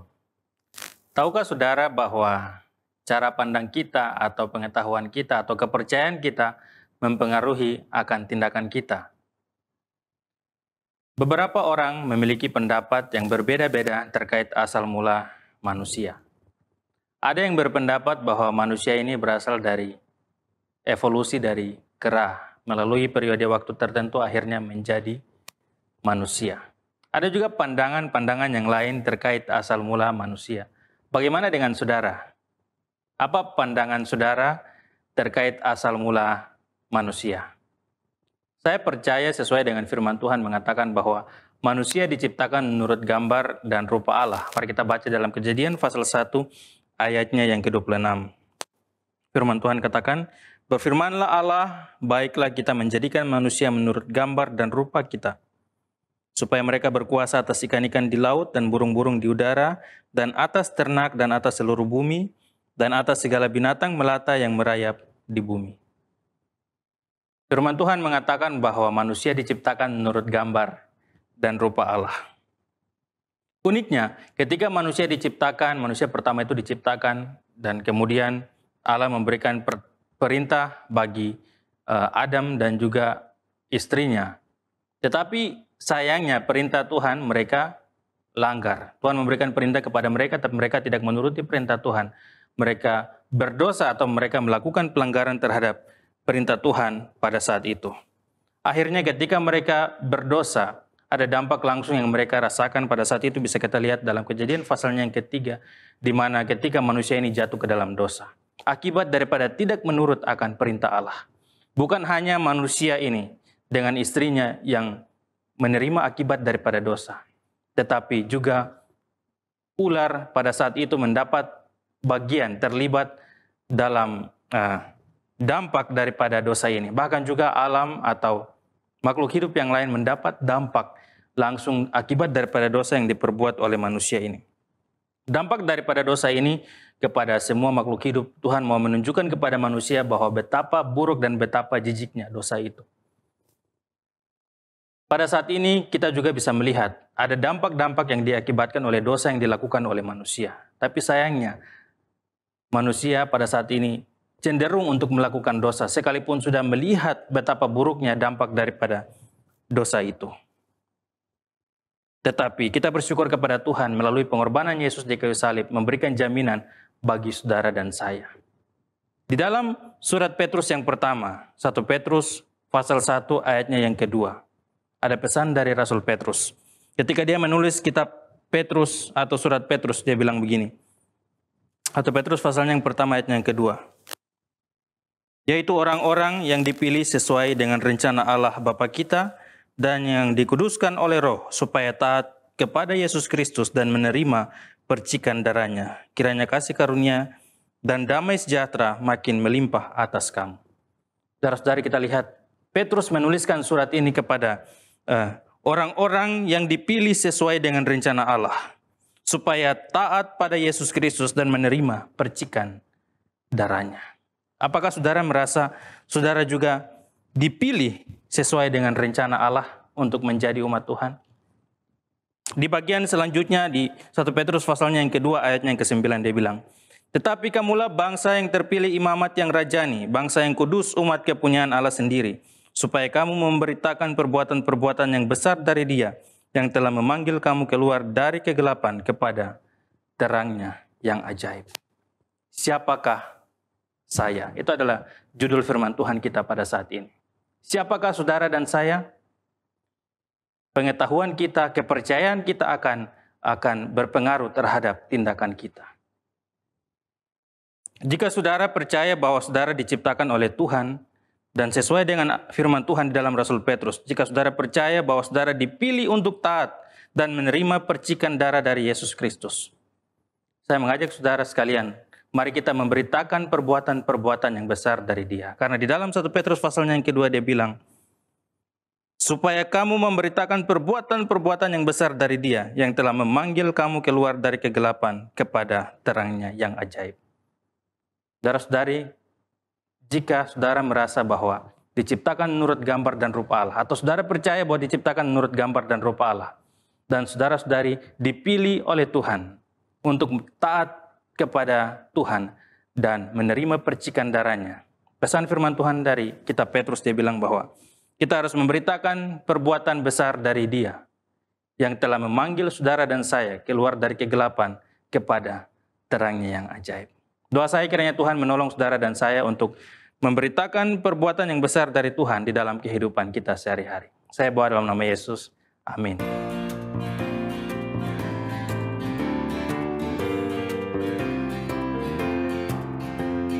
Mari kita kerja bagi Tuhan, kerja dengan hati yang senang. Segala pesan yang Tuhan sampaikan, kerjakan hingga Dia datang. Kerja baginya dengan gembira, dengan gembira. Kerja baginya dalam kebun anggunnya. Mari kita ceritakan kasih-Nya pada semua manusia. Tuhan Yesus selamanya setia, sudah mengorbankan dirinya. Kerja baginya dengan gembira, dengan gembira. Kerja baginya dalam kebun anggunnya. Turut Tuhan dengan hati rendah, lakukanlah segala pesan-Nya. Diri yang berdosa diampuni oleh Yesus dan sengsaranya. Kerja baginya dengan gembira, dengan gembira. Kerja baginya dalam kebun anggunnya. Mari kita berdoa. Syukur bagimu Tuhan karena kami telah mempelajari akan firman Tuhan yang mendorong kami dan menolong kami untuk tetap setia kepada Tuhan dan memberitakan perbuatan-perbuatan yang besar dari Tuhan. Karena Tuhan, Engkau yang menciptakan kami dan telah membawa kami keluar dari kegelapan kepada terang yang ajaib untuk taat kepada firman-Mu ya Tuhan, menuruti akan setiap firman Tuhan. Kami mengucap syukur dan kami serahkan seluruh kehidupan kami ke dalam tangan Tuhan. Dalam nama Yesus kami berdoa dan mengucap syukur. Amin.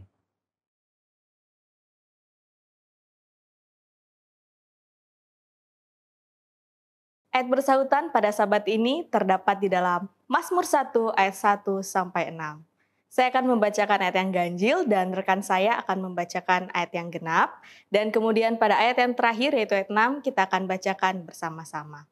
Mazmur 1 dengan perikop jalan orang benar dan jalan orang fasik. Ayat 1, berbahagialah orang yang tidak berjalan menurut nasihat orang fasik, yang tidak berdiri di jalan orang berdosa, dan yang tidak duduk dalam kumpulan pencemooh. Tetapi yang kesukaannya ialah Taurat Tuhan dan yang merenungkan Taurat itu siang dan malam. Ayat 3, ia seperti pohon yang ditanam di tepi aliran air, yang menghasilkan buahnya pada musimnya. Dan yang tidak layu daunnya, apa saja yang diperbuatnya berhasil. Ayat 4, bukan demikian orang fasik. Mereka seperti sekam yang ditiupkan angin. Ayat 5, sebab itu orang fasik tidak akan tahan dalam penghakiman. Begitu pula orang berdosa dalam perkumpulan orang benar. Sebab Tuhan mengenal jalan orang benar, tetapi jalan orang fasik menuju kebinasaan. Mari kita berbakti dengan roh dan kebenaran.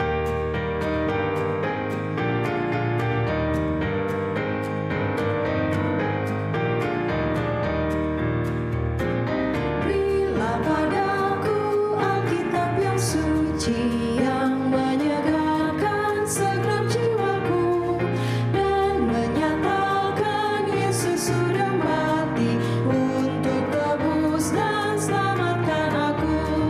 Berilah padaku Alkitab yang suci, lampu yang terangi seluruh jalanku, isinya syarat Taurat kasih janji yang pimpin aku dalam hidupku.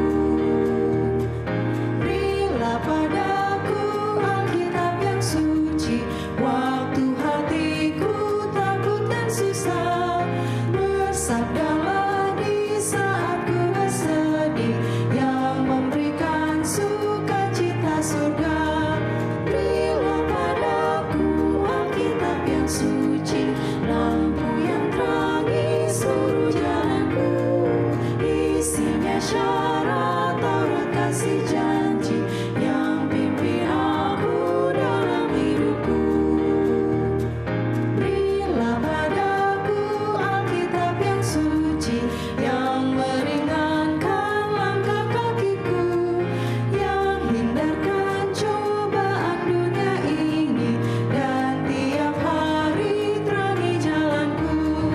Berilah padaku Alkitab yang suci, lampu yang terangi seluruh jalanku, isinya syarat Taurat kasih janji yang pimpin aku dalam hidupku.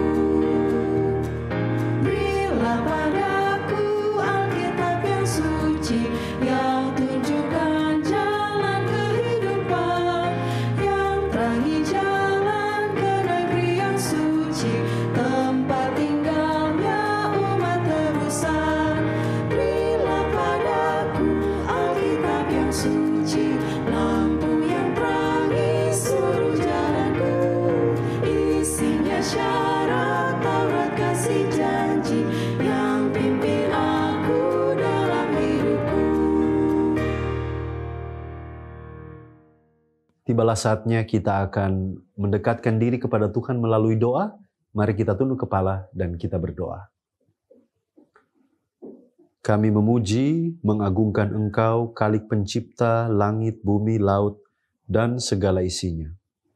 Engkau layak menerima penghormatan dan penyembahan kami.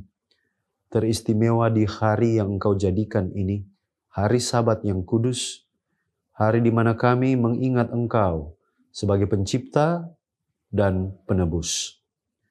Hati kami dipenuhi dengan ucapan syukur. Terima kasih, oleh karena Engkau mengasihi kami dengan kasih-Mu yang tidak terbatas. Engkau benar-benar memberikan kepada kami sukacita ketika kami datang menyembah Engkau di hadapan hadirat-Mu. Mengakulah kami bahwa kami adalah manusia yang penuh dengan kelemahan dan dosa. Ampunkanlah kami ya Tuhan, supaya kami layak manakala kami mau datang ke hadapan hadirat-Mu. Saat ini, dalam penyembahan kami mohon Tuhan mau menguasai hati dan pikiran kami, supaya kami siap mendengarkan sabda firman-Mu, yang pada kesempatan ini akan dibawakan oleh hamba-Mu, Pendeta Daud Pangaribuan. Urapan-Mu boleh menjadi bagian hamba Tuhan ini, supaya dia boleh benar-benar dikuasai. Dengan demikian, firman yang dibawakan akan bermanfaat membangun kerohanian kami, memberikan kekuatan, penghiburan, dan juga mendekatkan kami kepada Engkau sebagai Tuhan kami. Saat ini kami rindu berdoa untuk hamba Tuhan yang telah dipilih sebagai saluran berkat. Kiranya urapan Roh Suci-Mu boleh menjadi bagian hamba Tuhan di dalam pelayanan, di dalam kehidupan keluarga, tanggung jawab yang dipercayakan melayani gereja, dijalankan dengan sebaik-baiknya, dan lewat pelayanan hamba Tuhan, maka umat-Mu diberkati dengan limpahnya. Kami berdoa untuk saudara-saudara kami, mereka yang dalam keadaan sakit, mereka yang bergumul dengan penyakit baik dirawat secara mandiri di rumah, maupun juga di rumah-rumah sakit. Jamahan kuasa Tuhan boleh menjadi bagian mereka semua. Mereka yang dalam pergumulan, dalam masalah rumah tangga, masalah finansial, masalah hubungan, dan semua pergumulan yang lain yang tidak terkatakan. Engkau adalah Allah yang Maha Peduli, Maha Melihat. Kami yakin sepenuhnya Tuhan pasti menyediakan, memberikan pertolongan tepat pada waktunya. Berdoa untuk penyampaian pekabaran firman Tuhan melalui pelayanan media. Kiranya Tuhan memberkati Cornelius Media supaya tetap digunakan oleh Tuhan untuk menjangkau yang belum terjangkau dan semakin banyak jiwa yang dipersiapkan bagi kedatangan Yesus yang kedua kali. Inilah permohonan doa sembahyang kami. Dengarkanlah kami ya Tuhan, bukan sesuai dengan keinginan kami, tetapi sesuai dengan kehendak-Mu saja. Dengan demikian kehendak-Mu yang jadi di bumi, atas di sorga. Terpujilah nama-Mu, di dalam nama Yesus Kristus, kami sudah berdoa dan mengucap syukur. Amin.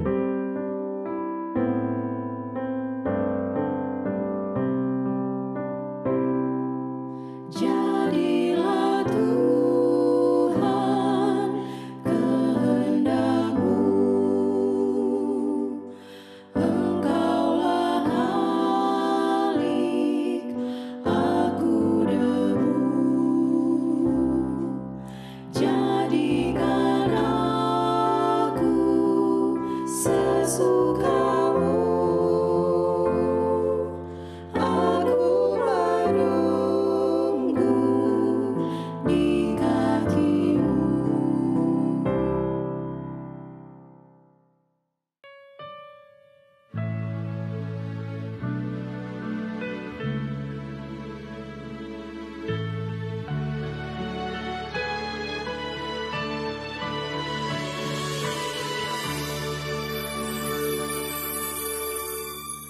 Ku datang hampiri tahta-Mu,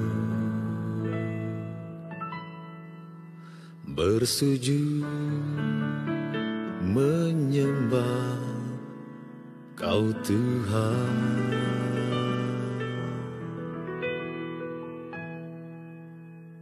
Ku datang tersungkur di hadapan-Mu,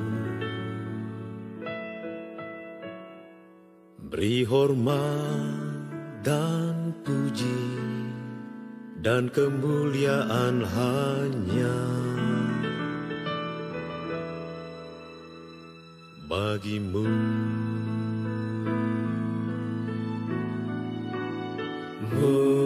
Mulialah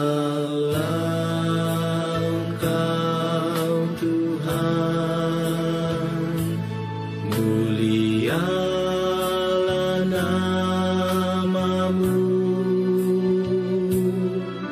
di bumi di sorga selamanya.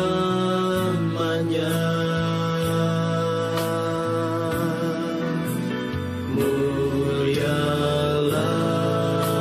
Engkau Tuhan, mulialah nama-Mu di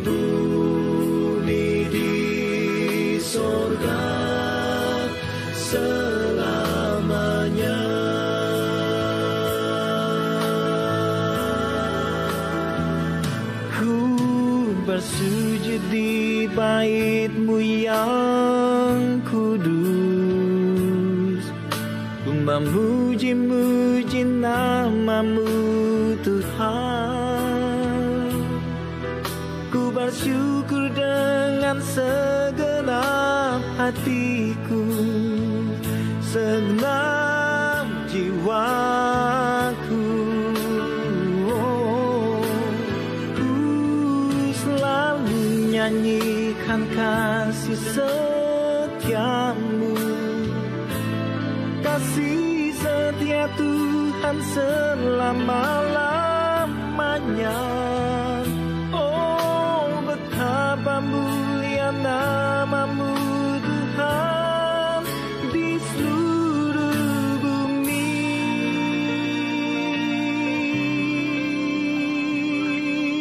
Sungguh ajaib kasih-Mu ya Tuhan. Tiada kata dapat melukiskannya. Kau rela tinggalkan sorga dan segala keindahannya.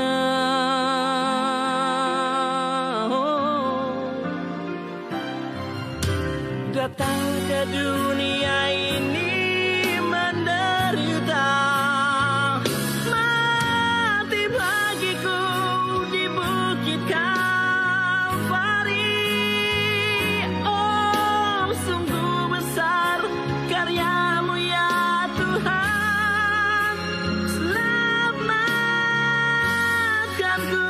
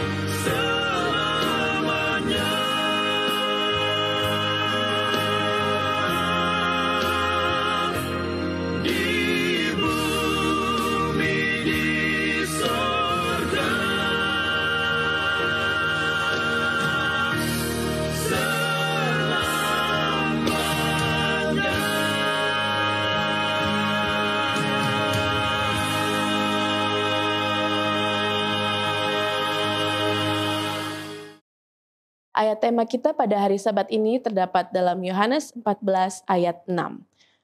Kata Yesus kepadanya, "Akulah jalan dan kebenaran dan hidup, tidak ada seorang pun yang datang kepada Bapa kalau tidak melalui Aku."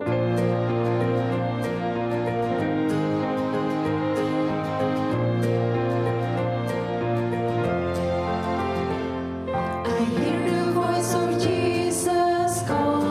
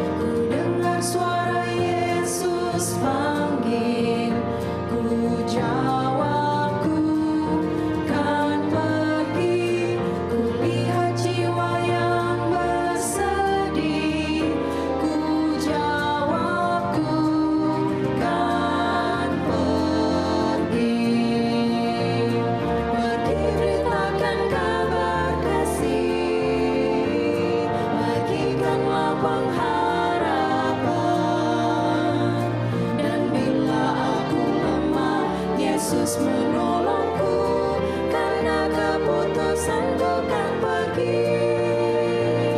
Because I have decided I will go.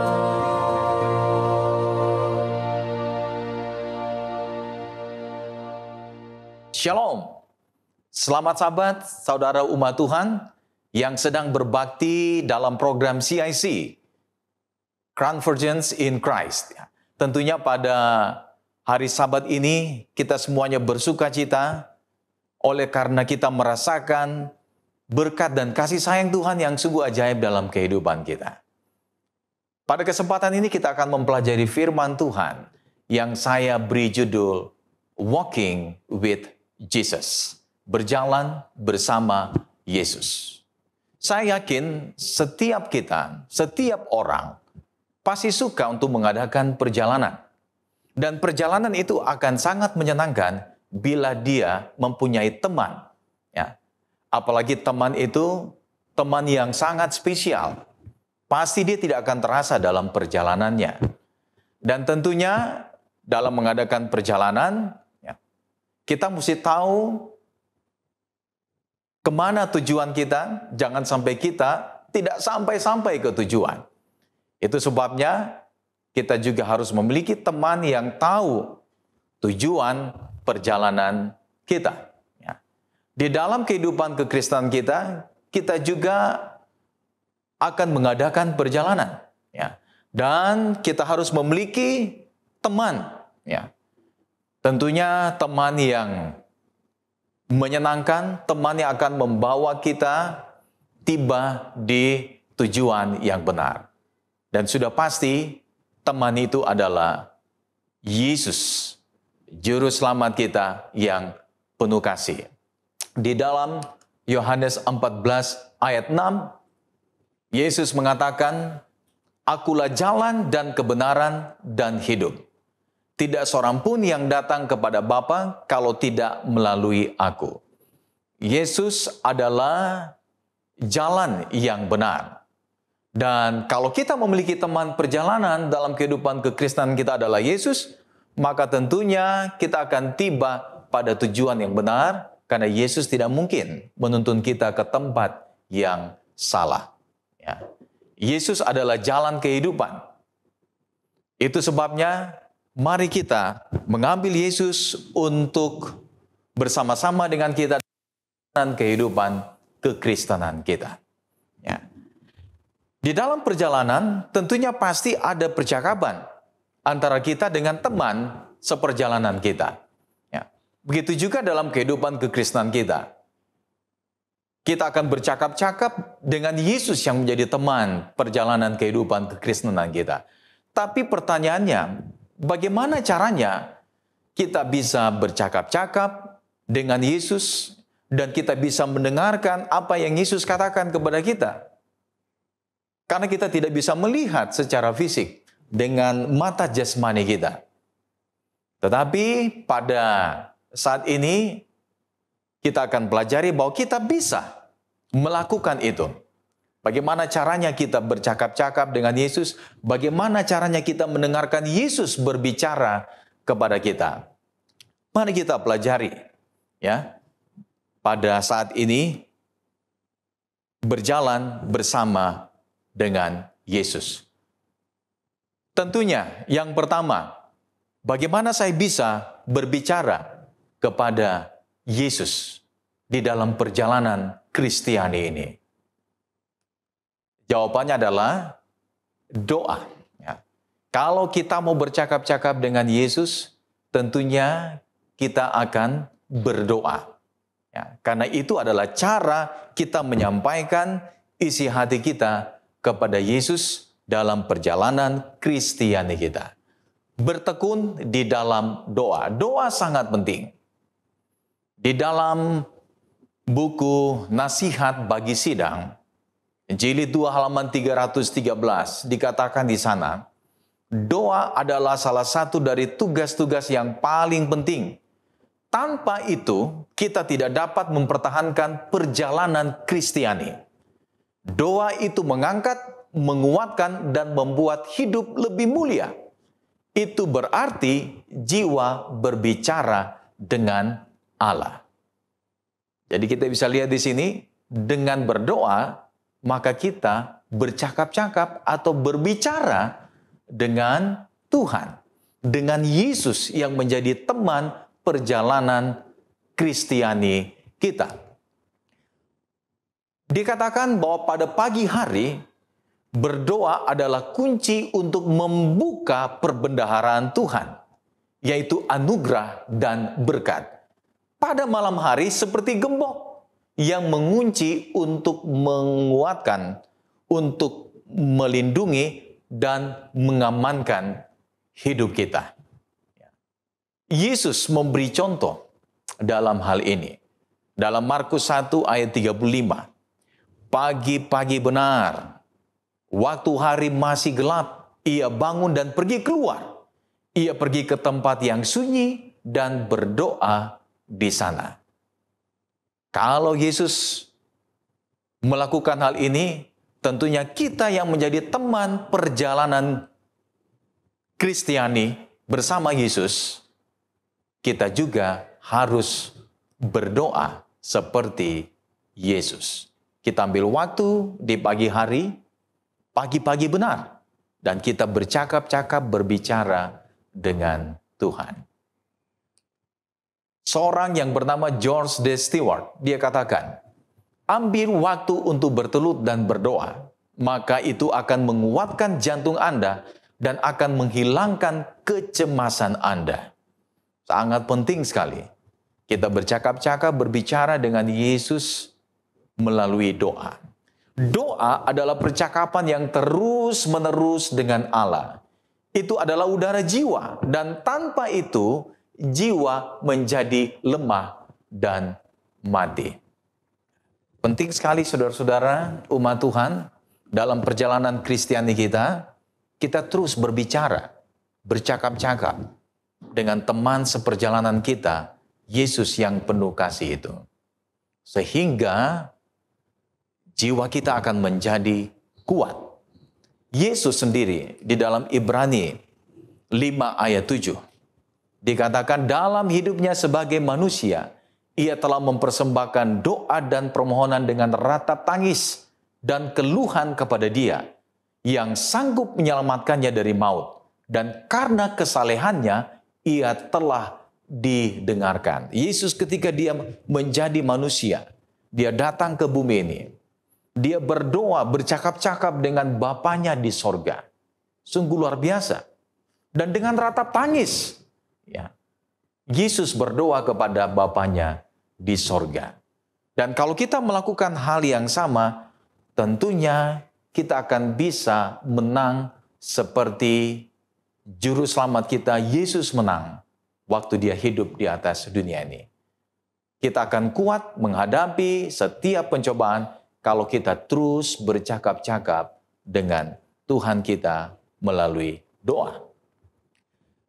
Seorang yang bernama Samuel M. Schumacher, dia katakan, berdoalah agar dapat melaksanakan kehendak Tuhan dalam segala situasi.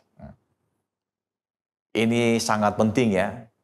Kadang-kadang kita berdoa untuk memuaskan keinginan hati kita agar supaya keinginan hati kita terpenuhi.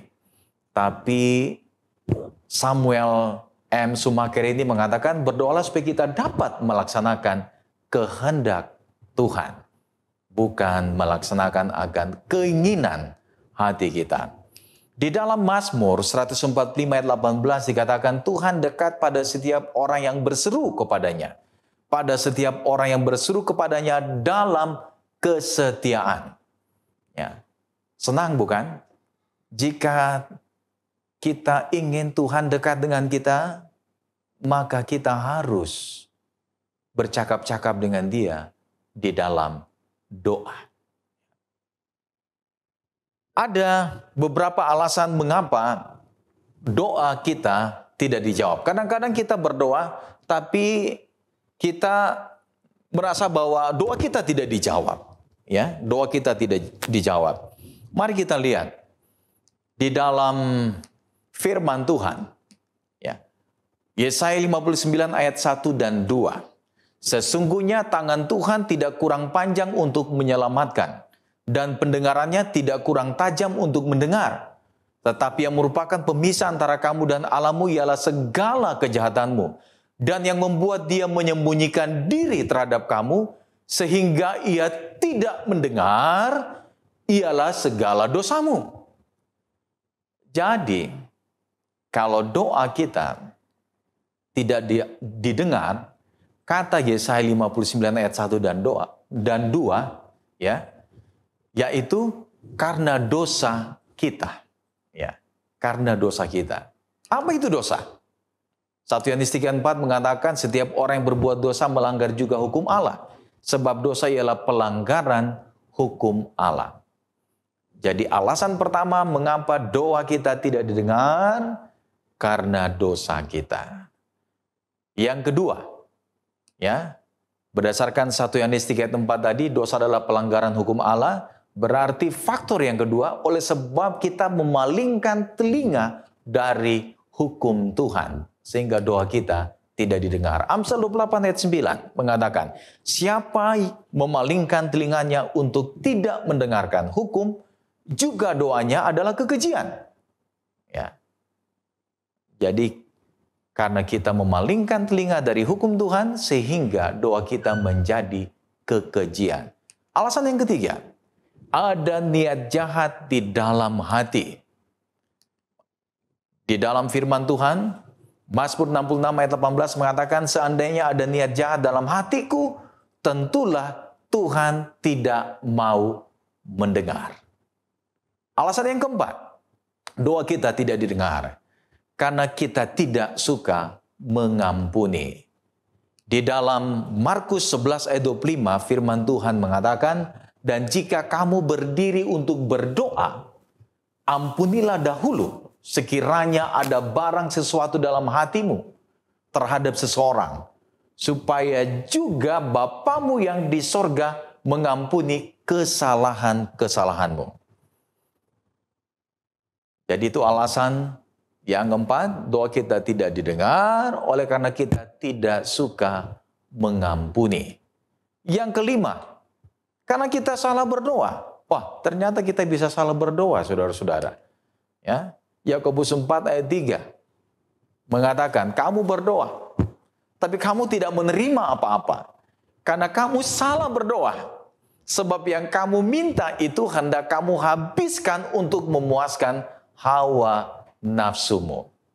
Jadi kita berdoa oleh karena keinginan hati kita yang mungkin tidak berkenan dengan Tuhan, ya, atau dalam ayat ini dikatakan hawa nafsu kita, mau memuaskan hawa nafsu kita, sehingga dikatakan kita salah berdoa. Jadi doa kita tidak didengar. Alasan yang keenam, ya, bimbang hati. Oleh karena kita bimbang, Yakobus 1 ayat 6, hendaklah memintanya di dalam iman, dan sama sekali jangan bimbang. Sebab orang yang bimbang sama dengan gelombang laut yang diombang-ambingkan kian kemari oleh angin. Dan di dalam ayat 7 dikatakan, orang yang demikian janganlah mengira bahwa ia akan menerima sesuatu dari Tuhan. Jadi orang yang sementara berdoa, orang yang berbicara kepada Tuhan di dalam doa, lalu dia sendiri tidak yakin dengan apa yang dia doakan, atau dengan kata lain dia bimbang, atau dia ragu dengan apa yang dia doakan, ayat ini mengatakan dia tidak akan menerima apa-apa. Ya, dia tidak akan menerima apa-apa. Yang ketujuh, karena tidak suka menolong, sehingga doanya tidak didengar. Ya. Amsal 21 ayat 13, siapa menutup telinganya bagi jeritan orang lemah, tidak akan menerima jawaban kalau ia sendiri berseru-seru. Jadi dia berseru-seru meminta tolong kepada Tuhan, tapi dia sendiri tidak suka menolong. Ya, tidak suka menolong orang lain. Jika dia berdoa, kata ayat ini, dia tidak akan menerima jawaban. Dia tidak akan menerima jawaban. Ada lagi ayat yang lain, ya, yang mana doa kita tidak didengar. Oleh karena apa? 1 Petrus 3 ayat 7 mengatakan, demikian juga kamu, hai suami-suami, hiduplah bijaksana dengan istrimu sebagai kaum yang lebih lemah. Hormatilah mereka sebagai teman pewaris dari kasih karunia, yaitu kehidupan, supaya doamu jangan terhalang. Jadi, wahai para suami, dikatakan harus berlaku bijaksana dengan istrimu, supaya ketika engkau berdoa, doamu tidak terhalang. Jadi, ini hal yang penting ya, dalam perjalanan Kristiani kita bersama Yesus. Kita bisa bercakap-cakap dengan Yesus di dalam doa. Dan jangan sampai doa-doa kita tidak didengar oleh karena 7 alasan tadi. Ya, saya yakin dan percaya pasti kita sudah memperhatikannya dengan baik.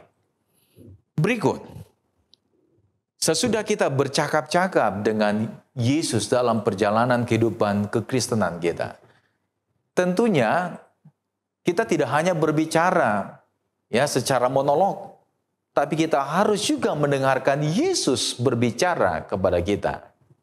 Sehingga asik ya perjalanan Kristiani kita. Bukan hanya kita sendiri yang monopoli pembicaraan. Kita juga harus mendengarkan Yesus berbicara kepada kita. Tapi bagaimana caranya? Ya, bagaimana caranya saya bisa mendengar Yesus berbicara kepada saya? Saya tidak bisa lihat dengan mata jasmani saya. Ada caranya. Ada caranya. Yaitu belajar firman Tuhan. Belajar Alkitab. Sehingga kita bisa mendengarkan Yesus berbicara kepada kita lewat firman-Nya. Hanya itu cara bagaimana kita bisa mendengarkan Yesus berbicara kepada kita. Ya, lewat firman-Nya kita bisa tahu apa yang Yesus inginkan untuk kita lakukan dalam hidup ini. Ya, penting sekali Alkitab atau firman Tuhan ini. Ya. Tapi kadang-kadang kita terlalu sibuk dengan alat seluler ini. Handphone. Kadang-kadang kita lebih mementingkan alat ini, ya. Handphone ini penting, tetapi ini lebih penting, ya. Kadang-kadang kita selalu, ya, bukan kadang-kadang ya, tapi selalu kita memegang handphone kita kemana-mana kita bawa, ya, kemana-mana kita bawa. Tentunya kita tidak selalu membawa Alkitab. Ya, tidak selalu membawa Alkitab. Ini fakta yang ada. Bahkan kadang-kadang Alkitab kita lupa taruh di mana. Ya. Kita sembunyikan. Mungkin sudah berdebu di lemari atau di atas meja. Tetapi handphone selalu ada pada kita. Dan handphone ini biar mahal, tapi pasti kita akan berusaha untuk membelinya. Berbeda dengan Alkitab. Walaupun ini murah, tapi kadang-kadang orang sulit untuk membeli Alkitab. Sukanya ya kalau dikasih gratis ya baguslah. Ya.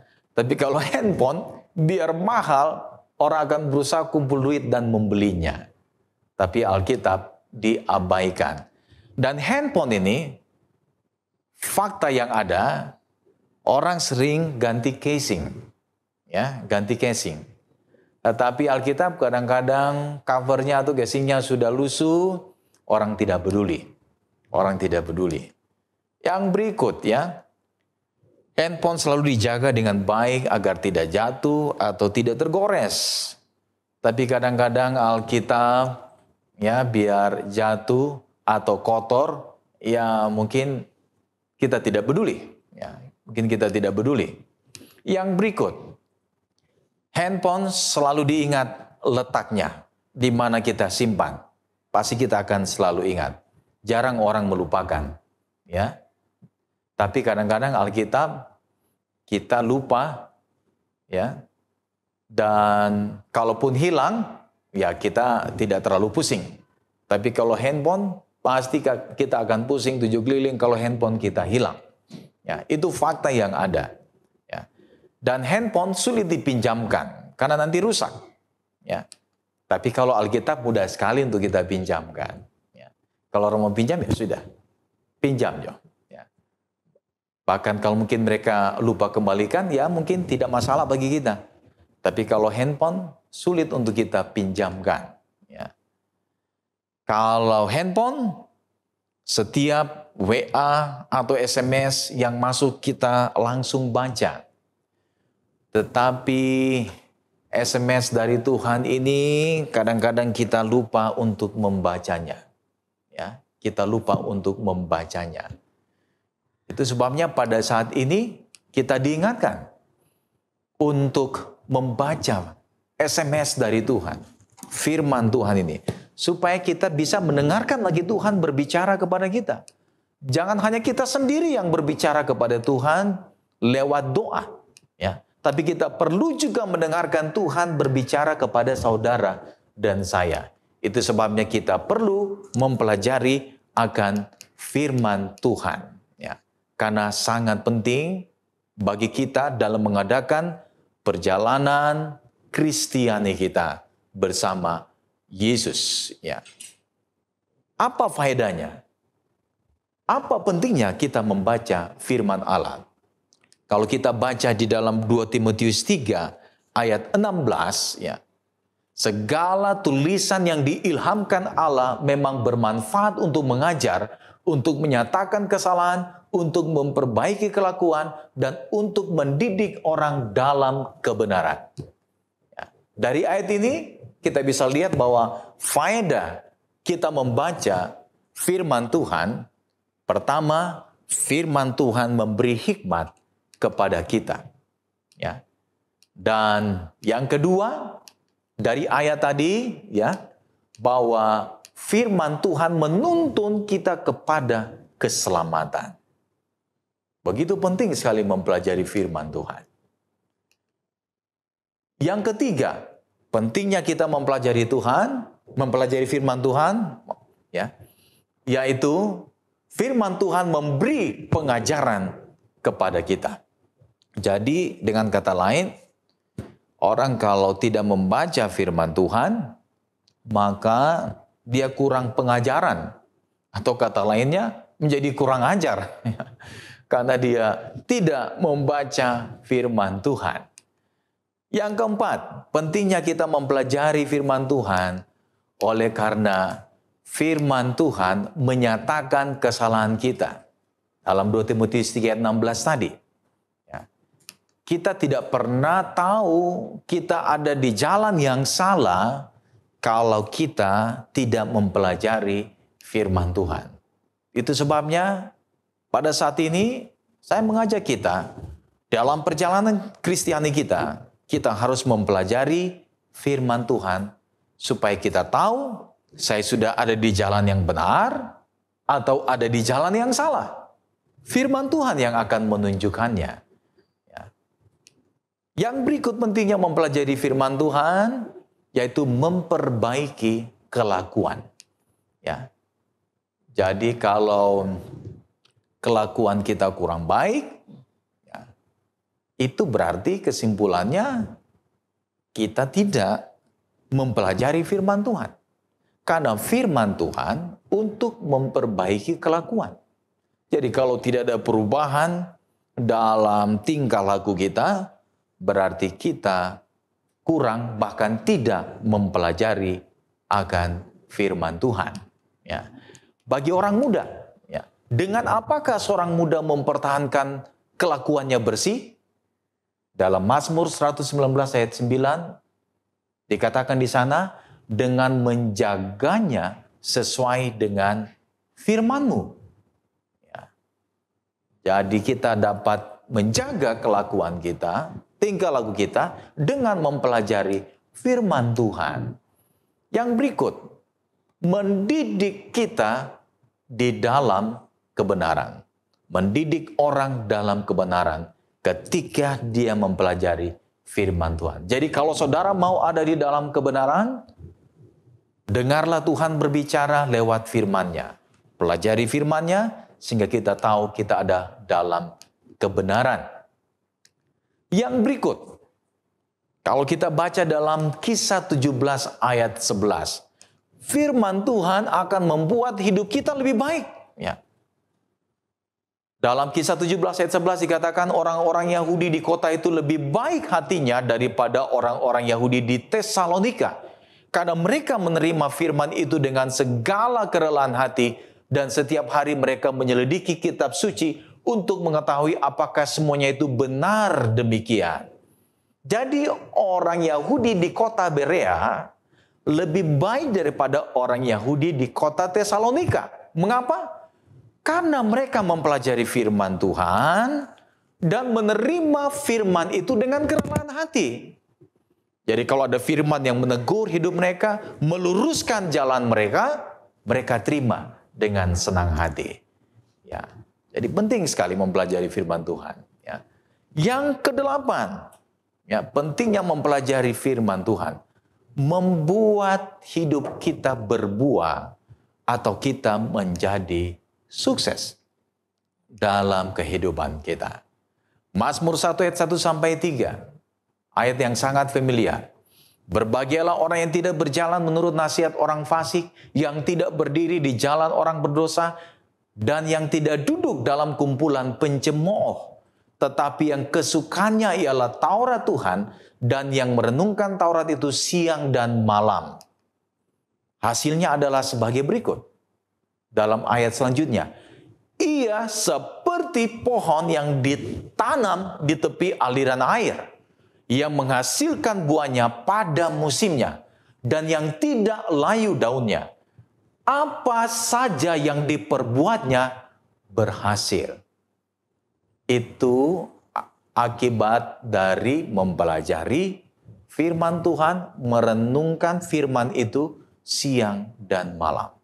Dia akan berbuah dan dia akan berhasil dalam perjalanan kehidupan Kristianinya.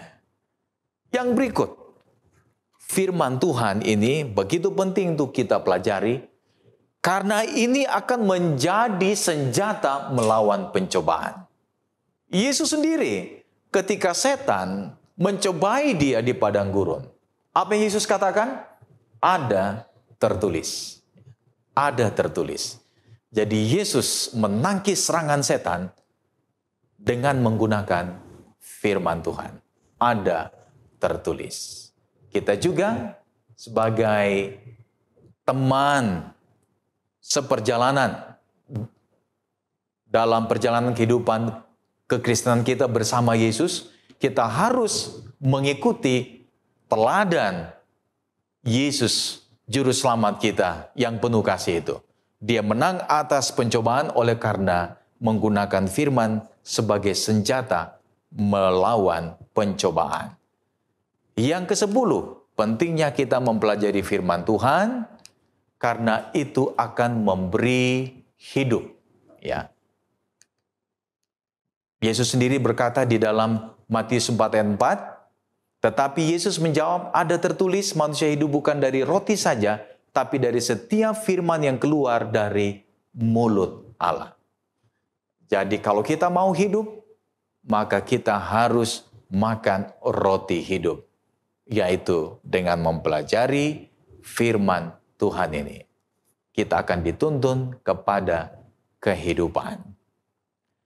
Sesudah kita berbicara kepada Yesus di dalam doa dan kita mendengarkan Yesus berbicara kepada kita lewat mempelajari firman-Nya, maka hal yang ketiga yang penting yang harus kita lakukan dalam perjalanan kehidupan kekristenan kita bersama Yesus, yaitu kita melakukan firman Tuhan. Apa yang Yesus sudah sampaikan kepada kita, maka kita harus melakukannya. Kita menjadi pelaku firman. Di dalam Yakobus 1 ayat 22, Dikatakan di sana, tetapi hendaklah kamu menjadi pelaku firman dan bukan hanya pendengar saja. Sebab jika tidak demikian, kamu menipu diri sendiri. Dan di dalam ayat 23 dikatakan, sebab jika seorang hanya mendengar firman saja dan tidak melakukannya, ia adalah seumpama seorang yang sedang mengamat-amati mukanya yang sebenarnya di depan cermin. Ya. Jadi kita harus menjadi pelaku firman. Ketika kita sudah mengetahui apa yang Yesus inginkan untuk kita lakukan dalam kehidupan kita, maka kita harus lakukan itu. Firman yang kita sudah pelajari. Jadi sahabat umat Tuhan yang kami kasihi di dalam kasih Kristus. Dalam mengadakan perjalanan Kristiani kita perlu bercakap-cakap dengan Tuhan. Dan kita perlu mendengarkan Tuhan berbicara kepada kita. Dan sesudah kita tahu apa yang Tuhan katakan kepada kita, yang Dia ingin kita lakukan dalam kehidupan kita, maka kita harus melakukannya. Kita menjadi pelaku firman. Dengan melakukan ketiga hal ini, maka kita benar-benar dapat merasakan walking with Jesus. Berjalan bersama Yesus. Kiranya firman Tuhan akan memberkati masing-masing kita. Saya bawa di dalam nama Yesus. Amin.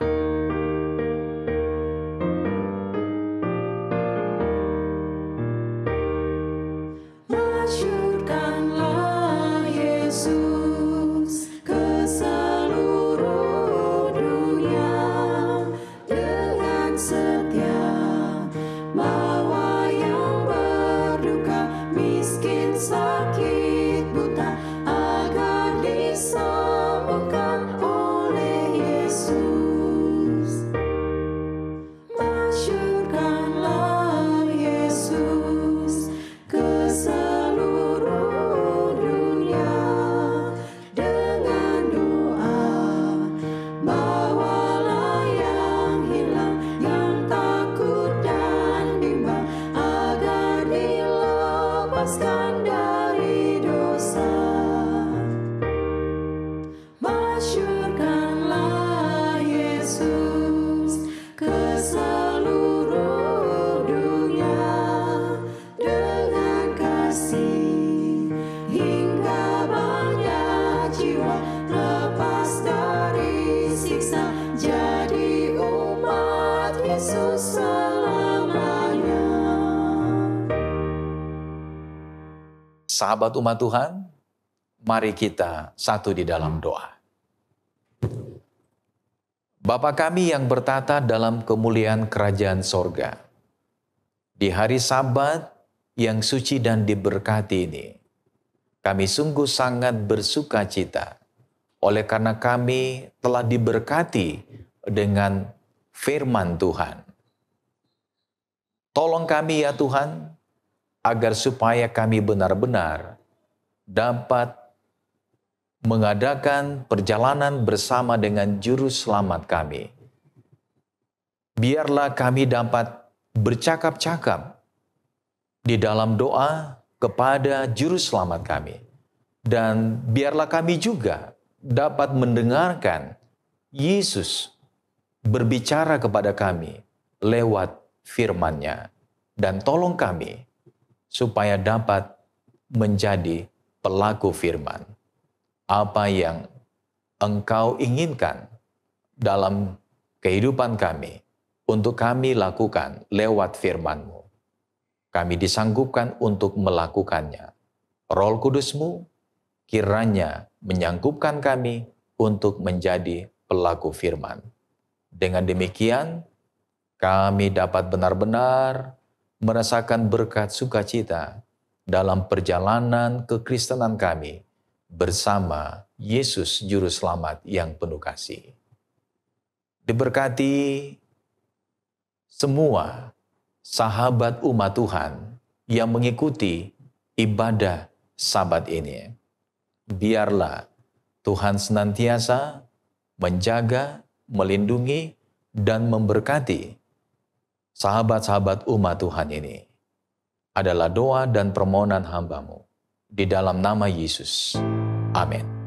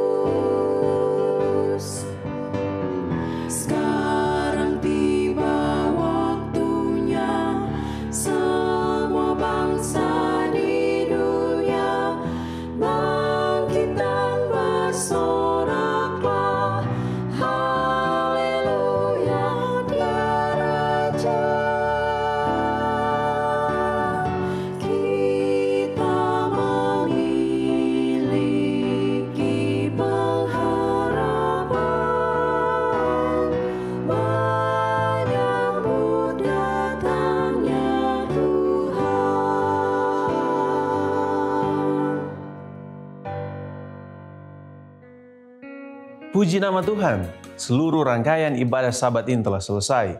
Terima kasih kepada seluruh umat Tuhan yang telah beribadah bersama kami.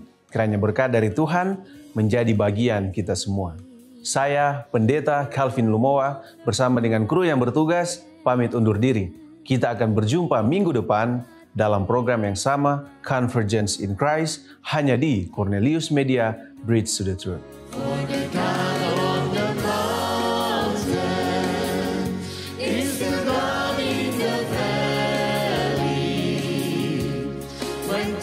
Go wrong, He'll make